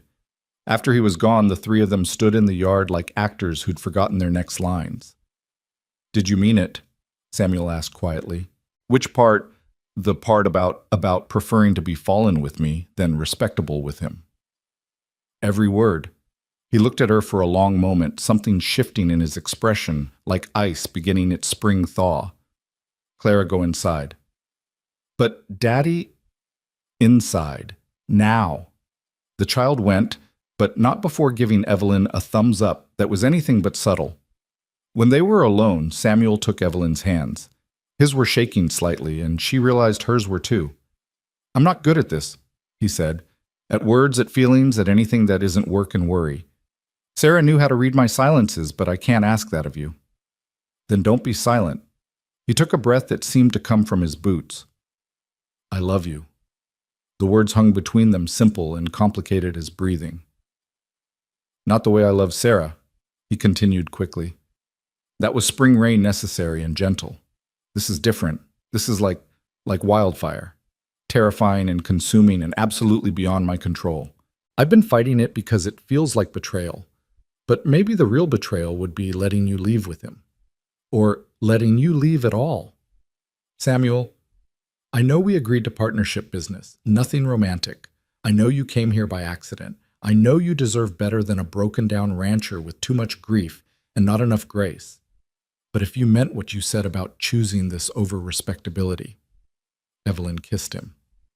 It was easier than finding words for the feeling that had been building since the first morning he'd let her fix his burnt eggs. His lips were chapped from sun and wind, and he tasted like coffee and dust and home. When they pulled apart, both breathing hard, Samuel looked stunned. "Was that a yes?" he asked. "That was a stop talking and kiss me again." He did, pulling her closer, and for a moment the heat wasn't oppressive but necessary, burning away the last of their careful distance. "Daddy? Miss Evelyn, are you done yet?" Clara called from the window. "Because Mr. Henley's coming and you should probably stop doing whatever you're doing." They jumped apart like guilty teenagers, and despite everything, Evelyn laughed. Samuel's mouth quirked in what was almost a smile, and he kept one hand on her waist as Henley's wagon approached. But Henley wasn't alone. Half the town seemed to be with him, Mrs. Holloway, the Pattersons, even Reverend Morrison. They pulled into the yard like a convoy of concern. "We heard Hartley was here," Mrs. Holloway said without preamble. "That confidence man who's been promising marriage to half the desperate women in 3 territories. "He was," Samuel confirmed. "He's gone." "Not far," old Pete said, spitting tobacco juice. "He's at the saloon telling anyone who'll listen that Samuel Callahan stole his bride, making implications about Miss Price's virtue that don't bear repeating." Evelyn felt Samuel tense beside her, his hand moving reflexively toward where his gun would be if he were wearing it. "Don't," she said quietly. "That's what he wants. Violence would prove his point." "Then what do you suggest?" Samuel's voice was tight with controlled fury. Reverend Morrison cleared his throat. "Perhaps a more civilized solution. A public declaration of your intentions might silence the gossips." "What intentions?" Samuel asked, though his hand found Evelyn's. "Marriage intentions," Mrs. Henley said bluntly. "It's been clear as day to anyone with eyes that you two have been dancing around each other for months. Make it official, and Hartley's got no ground to stand on." "We can't marry to spite Thomas Hartley," Evelyn protested. "No," Reverend Morrison agreed. "But you could marry because you love each other and let spiting Hartley be a pleasant side effect." Clara, who'd snuck outside despite orders, tugged on Samuel's shirt. "Daddy, you love Miss Evelyn, right?" Samuel looked down at his daughter, then at Evelyn, then at the assembled neighbors who'd come to defend their reputation. "Yes, he said simply. "I do. And Miss Evelyn, you love my daddy." Evelyn thought about the letters in the cellar about Sarah, who'd loved this man enough to build a life with him in the middle of nowhere, about Thomas Hartley and his false promises, about 3 days on a train platform waiting for something that didn't exist, and about finding something real in the last place she'd expected. "Yes," she said, "I do." "Then what are we waiting for?" Clara demanded. What indeed Evelyn thought. Convention proper mourning periods. The approval of strangers. None of that had brought her here. A child in oversized boots had brought her here, and maybe that was exactly the kind of logic this situation required. Samuel, she said, turning to face him fully, we should talk about this privately. No. His voice was firm. No more private, no more careful. If I'm going to do this, I'm doing it right. He dropped to one knee right there in the dusty yard in front of God and half of Dustmere. Evelyn Price, you came here for the wrong man but found the right life. Would you do me the honor of making it official? Mrs. Holloway gasped. Clara squealed. Old Pete muttered something about it being about damn time. I don't have a ring, Samuel continued, then remembered. Wait, yes, I do. He pulled his mother's gold band from his pocket. He'd been carrying it since the night he'd first offered it to her. This was my mother's. I offered it as collateral once, but I'd rather offer it as a promise. Marry me, Evelyn. Not because of Hartley, not because of gossip, but because you make this broken place whole again. Evelyn looked at this man on his knee in the dust, offering her a ring that meant family and future and forever. She thought about Sarah's letters about the love that had built this ranch. She wasn't replacing that love, she was adding to it like a quilt made from pieces of different lives stitched into something new.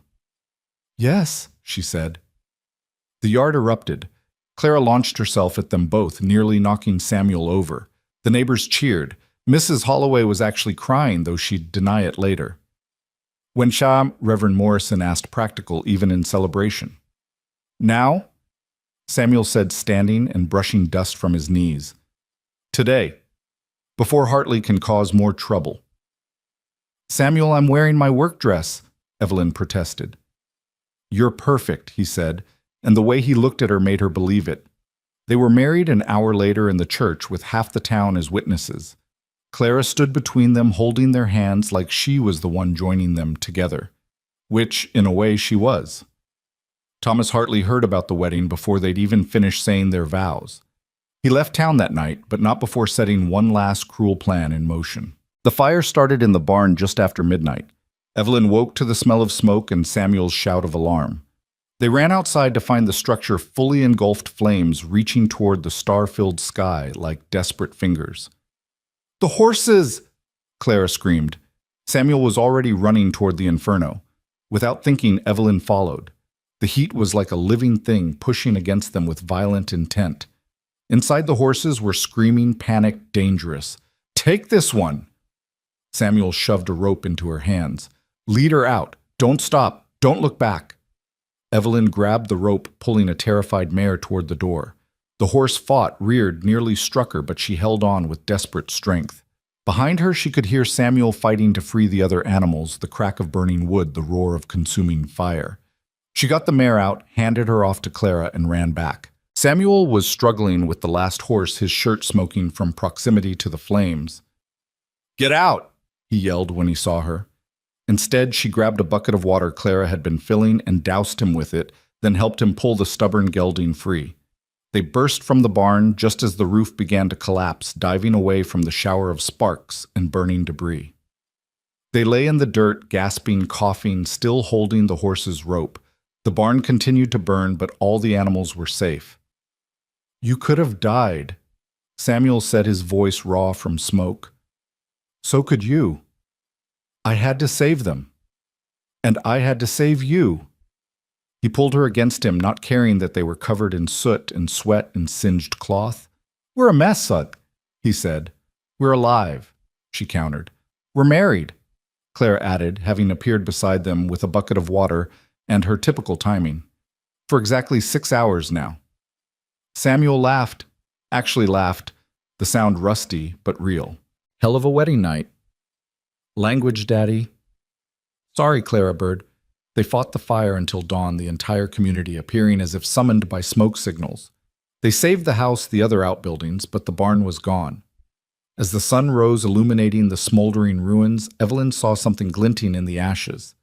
It was a pocket watch, one she recognized from Thomas Hartley's vest. He'd been careless, left evidence of his arson. We could have him arrested, Samuel said when she showed him. We could, Evelyn agreed. Or we could let him run, knowing that we survived his worst and came out stronger. That's very forgiving of you. Not forgiving, practical. Hartley's the kind of man who creates his own punishment. We don't need to help. They stood together looking at the destroyed barn.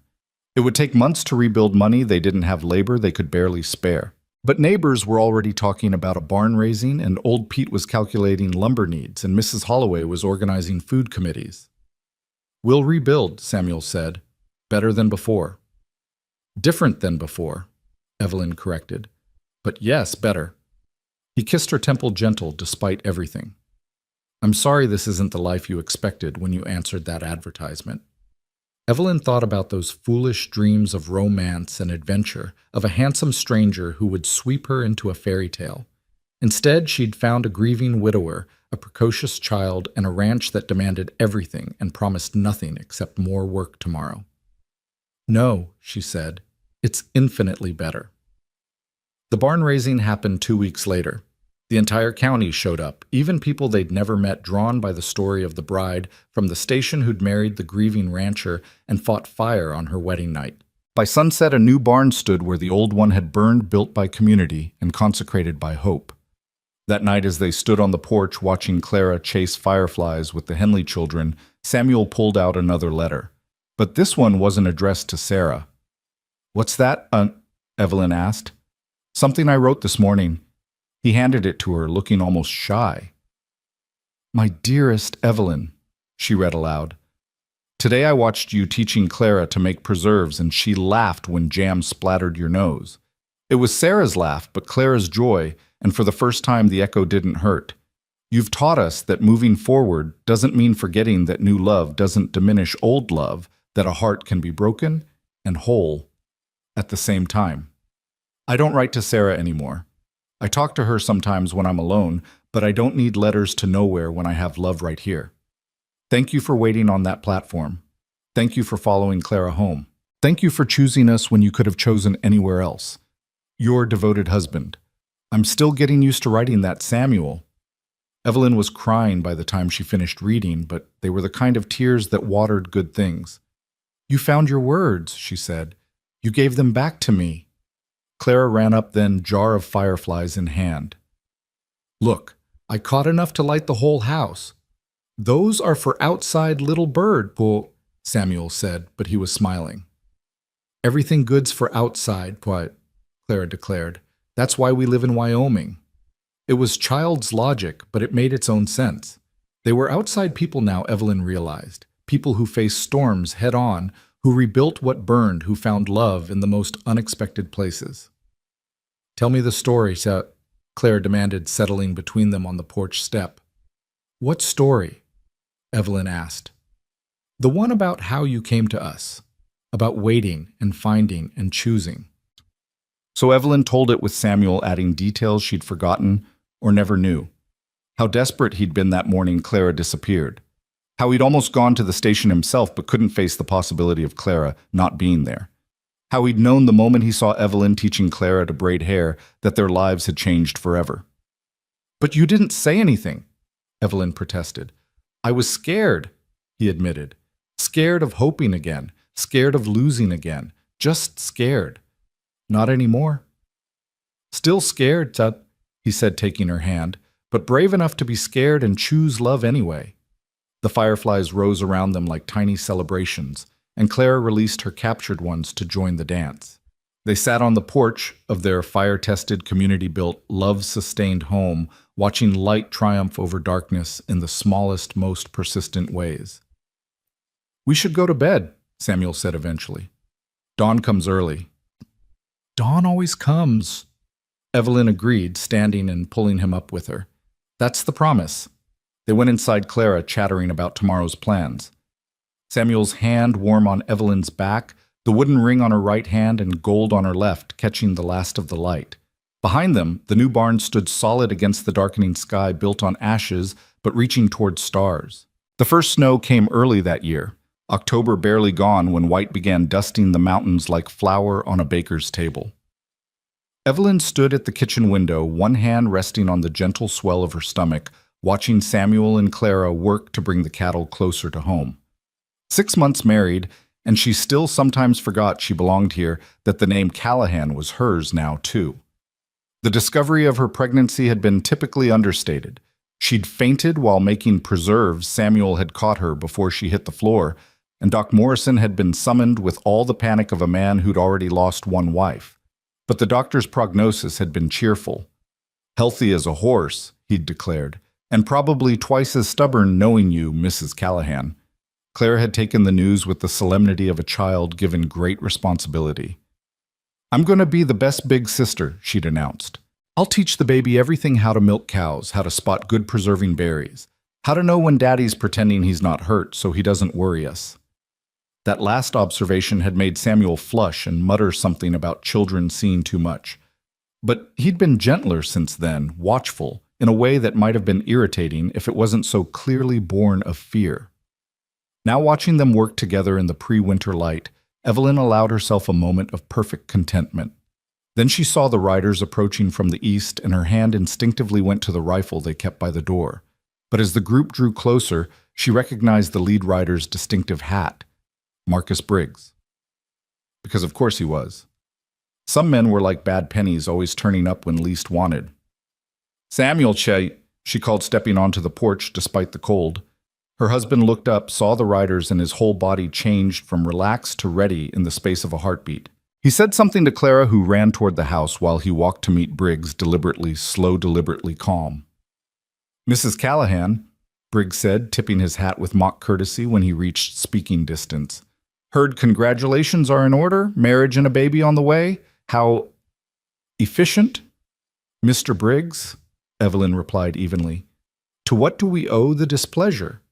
His smile was all teeth and no warmth. Official business. There's been a claim filed against this property. Seems there's some question about the legitimacy of your husband's ownership. Samuel had reached them by then, positioning himself slightly in front of Evelyn. My family has worked this land for 20 years. Yes, but do you have the papers to prove it? Amazing how many documents got lost in that fire. The barn wasn't the only thing that burned that night, was it? The implication hung in the cold air. They'd kept their important papers in a strong box in the barn, deed contracts, proof of ownership, all ash now. The territorial office has copies, Samuel said. Funny thing about that, there was a fire there too just last week. Very selective fire, only destroyed certain records, yours among them. Briggs produced a document from his coat. Which is why this new claim has merit. Mr. Thomas Hartley says this land was promised to him as part of a marriage contract with Miss Price. Excuse me, Mrs. Callahan. That's absurd, Evelyn said. I never promised him land I didn't own. No, but he claims Samuel here manipulated you, took advantage of a desperate woman, stole both bride and the property that should have been his. Briggs's eyes glittered with malicious pleasure. He's demanding either the land or compensation. Say $5,000. $5,000. Samuel's voice was dangerously quiet. We don't have that kind of money. Then you have 60 days to vacate, unless... You see, Briggs paused, savoring the moment. You can prove your prior claim. Original documentation, witnesses to the initial purchase, something that proves definitively that this land is yours. Clara, who'd been listening from the doorway despite being told to stay inside, suddenly spoke up. Grandpa's marker. All three adults turned to look at her. Daddy's father. She explained, excitement making her words tumble together. He carved the claim marker when he first got here. It's got the date and everything. Mama showed me once. It's buried under the big oak by the creek where they first made camp. She said it was like our family's beginning carved in stone. Samuel's face transformed with hope. I'd forgotten. Father was meticulous about that, said a man's claim should be carved in something that would outlast him. A rock with some scratches, Briggs scoffed. That won't hold up in court. It will if it matches the original survey records. Evelyn said, her mind racing. The surveyor would have noted any existing markers. Those records are federal, not territorial. You'd have to burn down offices all the way to Washington to destroy them all. Briggs's face darkened. 60 days. Have your proof, or have your bags packed? After he left trailing threats like dust, the three of them stood in the kitchen, the weight of potential loss heavy as the coming snow. We need to find that marker, Samuel said. The ground's nearly frozen, Evelyn pointed out. And you said the oak was by the creek that's under 2 feet of autumn flooding right now. Then we wait for it to recede or we dig underwater. His jaw was set in the stubborn line she'd come to recognize. I'm not losing this place. Not to Briggs, not to Hartley, not to anyone. We're not, Evelyn corrected gently. We're not losing it. That night, unable to sleep, she found herself in the room they'd prepared for the baby. It wasn't much yet. A crib Samuel had started building a quilt she'd begun piecing together from scraps of their old lives. Clara's outgrown baby clothes saved by Sarah and discovered in a trunk. The history of this family waiting for its next chapter. Samuel found her there sitting in the rocking chair he'd repaired. Can't sleep either, he asked. The baby's restless. Probably knows something's wrong. He knelt beside the chair, one hand gentle on her stomach. Nothing's wrong. We've faced worse. Have we? We survived Thomas Hartley. We survived the fire. We survived grief and loneliness and 3 days on a train platform. His voice was soft but certain. We'll survive this too. What if we can't find the marker? What if it's been destroyed or moved or... Then we'll find another way. There's always another way. He stood pulling her up with him. Come back to bed. You need rest. I need certainty. Nobody gets that. All we get is the next day and the chance to fight for what matters. The next morning brought unexpected allies. Word of Briggs's threat had spread Prairie Telegraph working overtime, and neighbors began arriving with information and offers of help. Old Pete claimed to remember Samuel's father setting the marker. Watched him carve it myself. Put the date, his name, and something else. A symbol, maybe, can't quite recall. Mrs. Holloway brought food and fierce indignation. That Briggs has been trying to run families off good land for years. About time someone stood up to him. Even the Reverend came offering to write a letter attesting to the family's long presence on the land. I baptized Clara here, buried Sarah here. This is Callahan land in every way that matters to God. But it was Mr. Henley who brought the most practical help. I've got a team of men who can help dig for the marker. That creek's going to be a bear to redirect, but we've done it before during the drought of '71. We can't pay a... Samuel started. Nobody's asking you to. This is neighbor helping neighbor. Today, you, tomorrow, maybe me. The work began immediately despite the cold. Men from 5 different ranches worked to build a temporary dam, redirecting the creek enough to expose the muddy ground beneath. Samuel and Evelyn searched through old photographs, trying to identify exactly which oak Sarah had meant there were 3 large ones along the creek, and 20 years of growth had changed the landscape. Clara appointed herself keeper of morale, bringing coffee and encouragement in equal measure. You're getting warmer, Suck, she'd say, though she had no more idea than anyone where the marker was. On the 3rd day of searching, with the ground frozen and everyone's spirits flagging, Evelyn noticed something. In one of Sarah's photographs, the one from their first Christmas on the ranch, there was a distinctive knot in one of the oak trees shaped like a heart. She'd thought it romantic nonsense when she first saw it, but now... Samuel. She called, "Look at this." He studied the photograph, then looked at the trees. The middle oak had a similar knot, weathered and expanded, but still recognizably heart-shaped. That's it, he breathed. That's the one. They dug carefully, the frozen earth fighting them every inch. The men took turns making slow progress as the day wore on. Just as the sun began to set, painting the sky, the color of old roses, Pete's shovel hit something solid. "Stone!" he called out.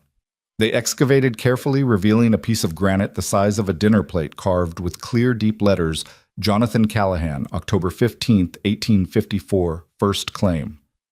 Below the text was a symbol, a circle with a cross through it, the surveyor's mark for a verified claim. The cheer that went up could probably be heard in town. Clara danced around the muddy hole. Samuel pulled Evelyn into a fierce embrace, and even stoic old Pete might have wiped at his eyes. We need to get this to the federal office in Cheyenne, Samuel said, before Briggs can interfere. I'll take it, Henley offered. My brother works in the records office. We can have it verified and documented before Briggs even knows it's been found. But Briggs, they discovered, had eyes everywhere. The next morning, Henley's wagon was found overturned on the road to Cheyenne, though Henley himself had managed to escape with only bruises. The marker was gone. He can't just steal it, Clara protested, tears streaming down her face. He just did, Samuel said grimly. Evelyn, however, was thinking. He stole the stone, but he can't steal what we saw. We have witnesses, a dozen men who saw that marker who can testify to what it said. Testimony against physical evidence, Briggs will produce some fake marker that says something different. Then we need something else. Something Briggs doesn't know about. She turned to Clara. You said your mother showed you the marker. Did she say anything else about it? Any other proof your grandfather left? Clara screwed up her face, thinking hard. She said Grandpa was smart, said he knew claim jumpers would try to steal land, so he left insurance. Insurance? That's the word she used, said it was buried deeper than roots but higher than hope. Clara shrugged. Mama sometimes said things that sounded pretty but didn't make sense.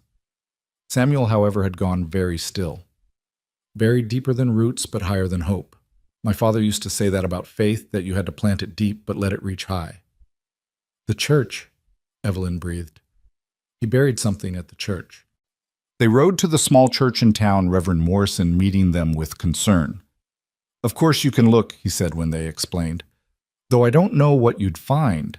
The church was built in '56, just 2 years after your father's claim. That's exactly when he'd have done it, Samuel said. He donated the land for the church, helped build it. He'd have had opportunity. They searched for hours looking for loose stones, hidden compartments, anything that might hide 20-year-old proof. It was Clara who found it naturally children saw things adults missed. Why is this stone different? She asked, pointing to a cornerstone that was slightly darker than the others. Samuel knelt, running his fingers over the stone. There were letters carved into it, worn but readable, J.C. 1854, Truth Endures. Help me, he said to Reverend Morrison. Together they worked the stone loose, revealing a hollow space behind it. Inside was an oilcloth package, brittle with age but intact. With shaking hands, Samuel unwrapped it. Inside were two things: a surveyor's certificate signed and sealed, confirming Jonathan Callahan's claim to the land, and a letter in his father's careful script. If you're reading this, Samuel read aloud, then someone has tried to steal what we've built. Know that this land was bought honest, worked honest, and should pass honest to the next generation. The official record is here witnessed by God and government both. Let any man who says otherwise answer to both. Jonathan Callahan. This is perfect, Reverend Morrison said. With this and the witness testimony about the marker, no court would side with Briggs. But Evelyn was reading the surveyor's certificate more carefully. Samuel, look at this. The land description, it includes 40 acres that were not currently working. The eastern section past the creek. Samuel studied the document. Father always said he bought more than he could work, planning for the future. But after he died, Mother and I just maintained what we could manage. I'd forgotten about the eastern section. Briggs doesn't know about it either, Evelyn said, a plan forming. He's trying to steal land he doesn't even know the extent of. The confrontation came 2 days later in the territorial courthouse. Briggs had indeed produced a marker crudely carved and obviously new, claiming the land for Thomas Hartley in 1853, a year before Jonathan Callahan's claim. Interesting, the federal judge said dryly. Mr. Hartley claimed land in Wyoming territory before it was officially opened for settlement. Quite prescient of him. Briggs' face went red. The date could be wrong. Indeed. Many things about your evidence seem wrong, Mr. Briggs. The judge turned to Samuel. I understand you have documentation. Samuel presented the surveyor's certificate, the letter, and the sworn testimony of 13 men who'd seen the original marker. But it was Evelyn who delivered the killing blow. Your Honor, she said, standing despite Samuel's attempt to keep her seated. She was showing now obviously pregnant, and he worried constantly. We'd like to submit an additional piece of evidence. Mr. Briggs and Mr. Hartley claim to know this land well enough to own it. I propose a test. Let them draw the boundaries of the claim they're making. If they truly have legitimate interest in this specific piece of land, surely they know its extent. The judge, intrigued, agreed.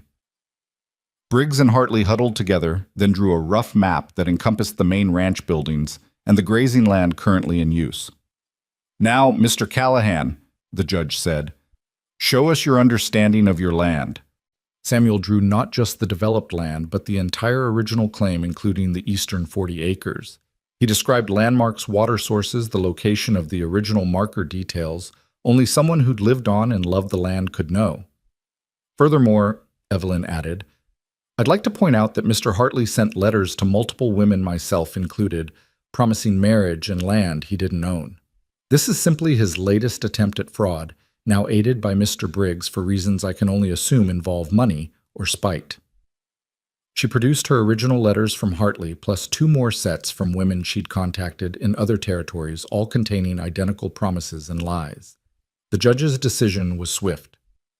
This court finds in favor of Samuel and Evelyn Callahan. The land in question belongs to them by right of original claim, continuous occupation, and legal documentation. Furthermore, Mr. Briggs, your position as tax assessor is hereby terminated pending investigation into corruption and attempted fraud. Mr. Hartley, you're under arrest for mail fraud and conspiracy to commit theft. The courtroom erupted. Hartley tried to run, but was caught by old Pete, who'd been hoping for just such an opportunity. Briggs stood frozen, his carefully built empire of intimidation crumbling in minutes. This isn't over, he snarled at Samuel. Yes, Samuel said quietly, it is. Outside the courthouse, Clara jumped into her parents' arms, nearly knocking them over. We won, we won. We kept what was ours, Samuel corrected, but he was smiling wider than Evelyn had ever seen. And gained something we didn't know we had, Evelyn added, thinking of those eastern 40 acres. The ride home was triumphant but exhausting. Evelyn dozed against Samuel's shoulder while Clara chattered with the Henleys, who'd insisted on escorting them back. She woke to Samuel's gentle shake. We're home, he said, and the word had never sounded sweeter. But standing on their porch was a woman Evelyn had never seen before, elderly, well-dressed, with eyes that were startlingly familiar. Hello, Samuel, the woman said. I'm sorry to arrive unannounced, but when I heard about the court case, I had to come. Samuel had gone rigid. Aunt Margaret, Sarah's mother, the woman confirmed, and Evelyn understood the familiar eyes. They were Sarah's eyes, Clara's eyes, honey gold and knowing. Grandmother, Clara breathed, wonder and confusion mixing in her voice. Margaret's composure cracked. Oh, my dear girl, you look just like her. The reunion was awkward, weighted with years of absence.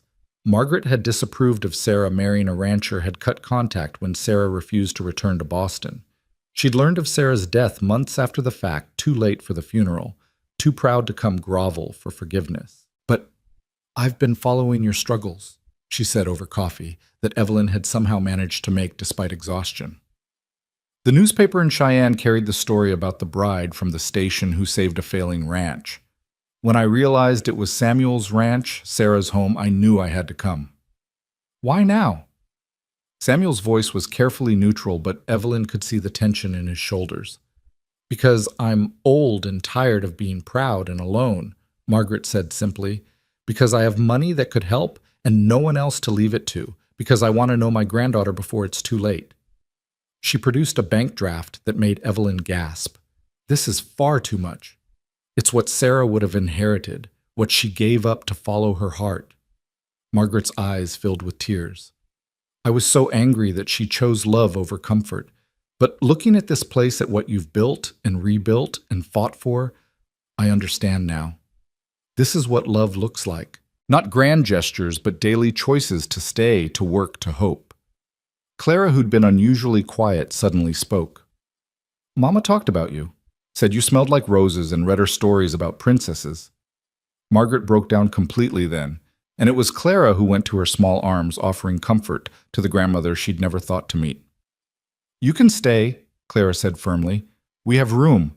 Mama Evelyn, made the spare room nice again. The word mama hung in the air. Clara had been trying it out for weeks, never quite settling on what to call the woman who'd married her father. Is that okay?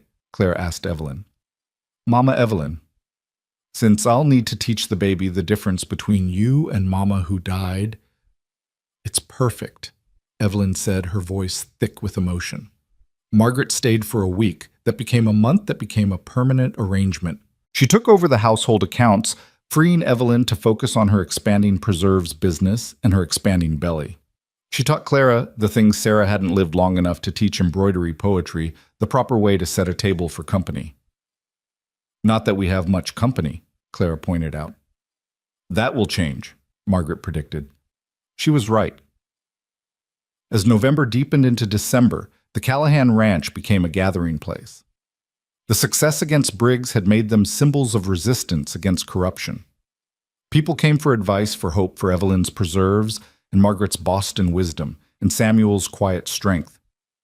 Thomas Hartley was convicted of fraud and sentenced to 5 years in prison. Briggs fled the territory before he could be arrested, but rumors placed him in California trying the same schemes on new victims. Good riddance, old Pete said, becoming a regular at their dinner table along with the Henleys and the widow Patterson. On Christmas Eve, with snow falling soft as flour and the house warm with fire and fellowship, Samuel stood to make a toast.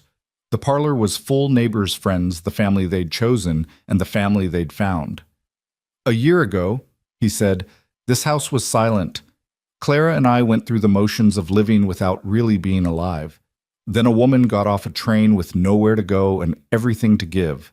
She didn't save us, we saved each other. We saved ourselves.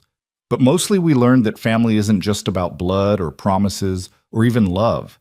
It's about choosing to stay when leaving would be easier. It's about fighting for each other when fighting alone would be safer. It's about building something from ashes and believing it will stand. He raised his glass to Evelyn, who was radiant despite being enormously pregnant. To my wife, who waited for the wrong man and found the right life. To Samuel, Evelyn countered, who had the courage to love again when loss seemed safer. To Clara, Margaret added, tears streaming down her face, who brought us all together with the wisdom of a child and the heart of a lion. To the baby, Clara said, not to be outdone, who's going to be born into the best family in Wyoming, even if we're a little odd. Especially because we're odd, Samuel corrected, and everyone laughed. Later, after the guests had gone and Margaret had taken Clara up to bed, Samuel and Evelyn sat by the fire, her head on his shoulder, his hand gentle on her belly. Do you ever think about how different it all could have been? He asked. If Hartley had been real, if you'd never come here. Every day, Evelyn admitted, and every day I'm grateful he was a lie. The truth brought me better things than fiction ever could. The baby kicked strong and insistent, and Samuel smiled the full, real smile that had become common in recent months. Strong like its mother, he said. Stubborn like its father, she countered. Lucky, he said, kissing her temple like us all. Outside, snow continued to fall, covering the land in pristine white, hiding the scars of fire and struggle under a blanket of new possibility. The ranch slept peaceful and protected home to a family stitched together from loss and hope in equal measure. In the spring, there would be a baby. In the summer, the eastern 40 acres to develop. In the fall, another harvest, another chance to build and grow and become. But tonight, in the warmth of Christmas Eve, there was just this love that had grown from desperation family, that had formed from fragments, and the quiet certainty that some destinations are worth every wrong turn that leads you to them. The clock on the mantel chimed midnight Christmas, arriving with gentle insistence. Samuel stood, pulling Evelyn up with careful attention to her condition. Where are we going? She asked. To see something. He wrapped her in Sarah's old coat, now hers, now part of the continuing story, and led her onto the porch. There in the snow, Clara and Margaret had built a snow family, 5 figures of varying sizes holding hands. 5, Evelyn asked. Clara says the baby's definitely a boy, Samuel explained. She's usually right about these things. And the 5th figure, that's Sarah, he said simply. Clara said she's still part of our family, just in a different way, like how spring is still there even in winter, just waiting underneath. Evelyn leaned into him, feeling the baby shift and settle, feeling the weight of all they'd built and fought for and won. She's right. Love doesn't leave. It just changes shape. Like water, Samuel agreed. Sometimes ice, sometimes steam, sometimes rain, but always water. They stood there watching snow erase the old year and write the beginning of the new, a family forged not from perfection, but from persistence, not from plans, but from the beautiful accident of 3 days on a train platform, and a little girl brave enough to ask a stranger to come home.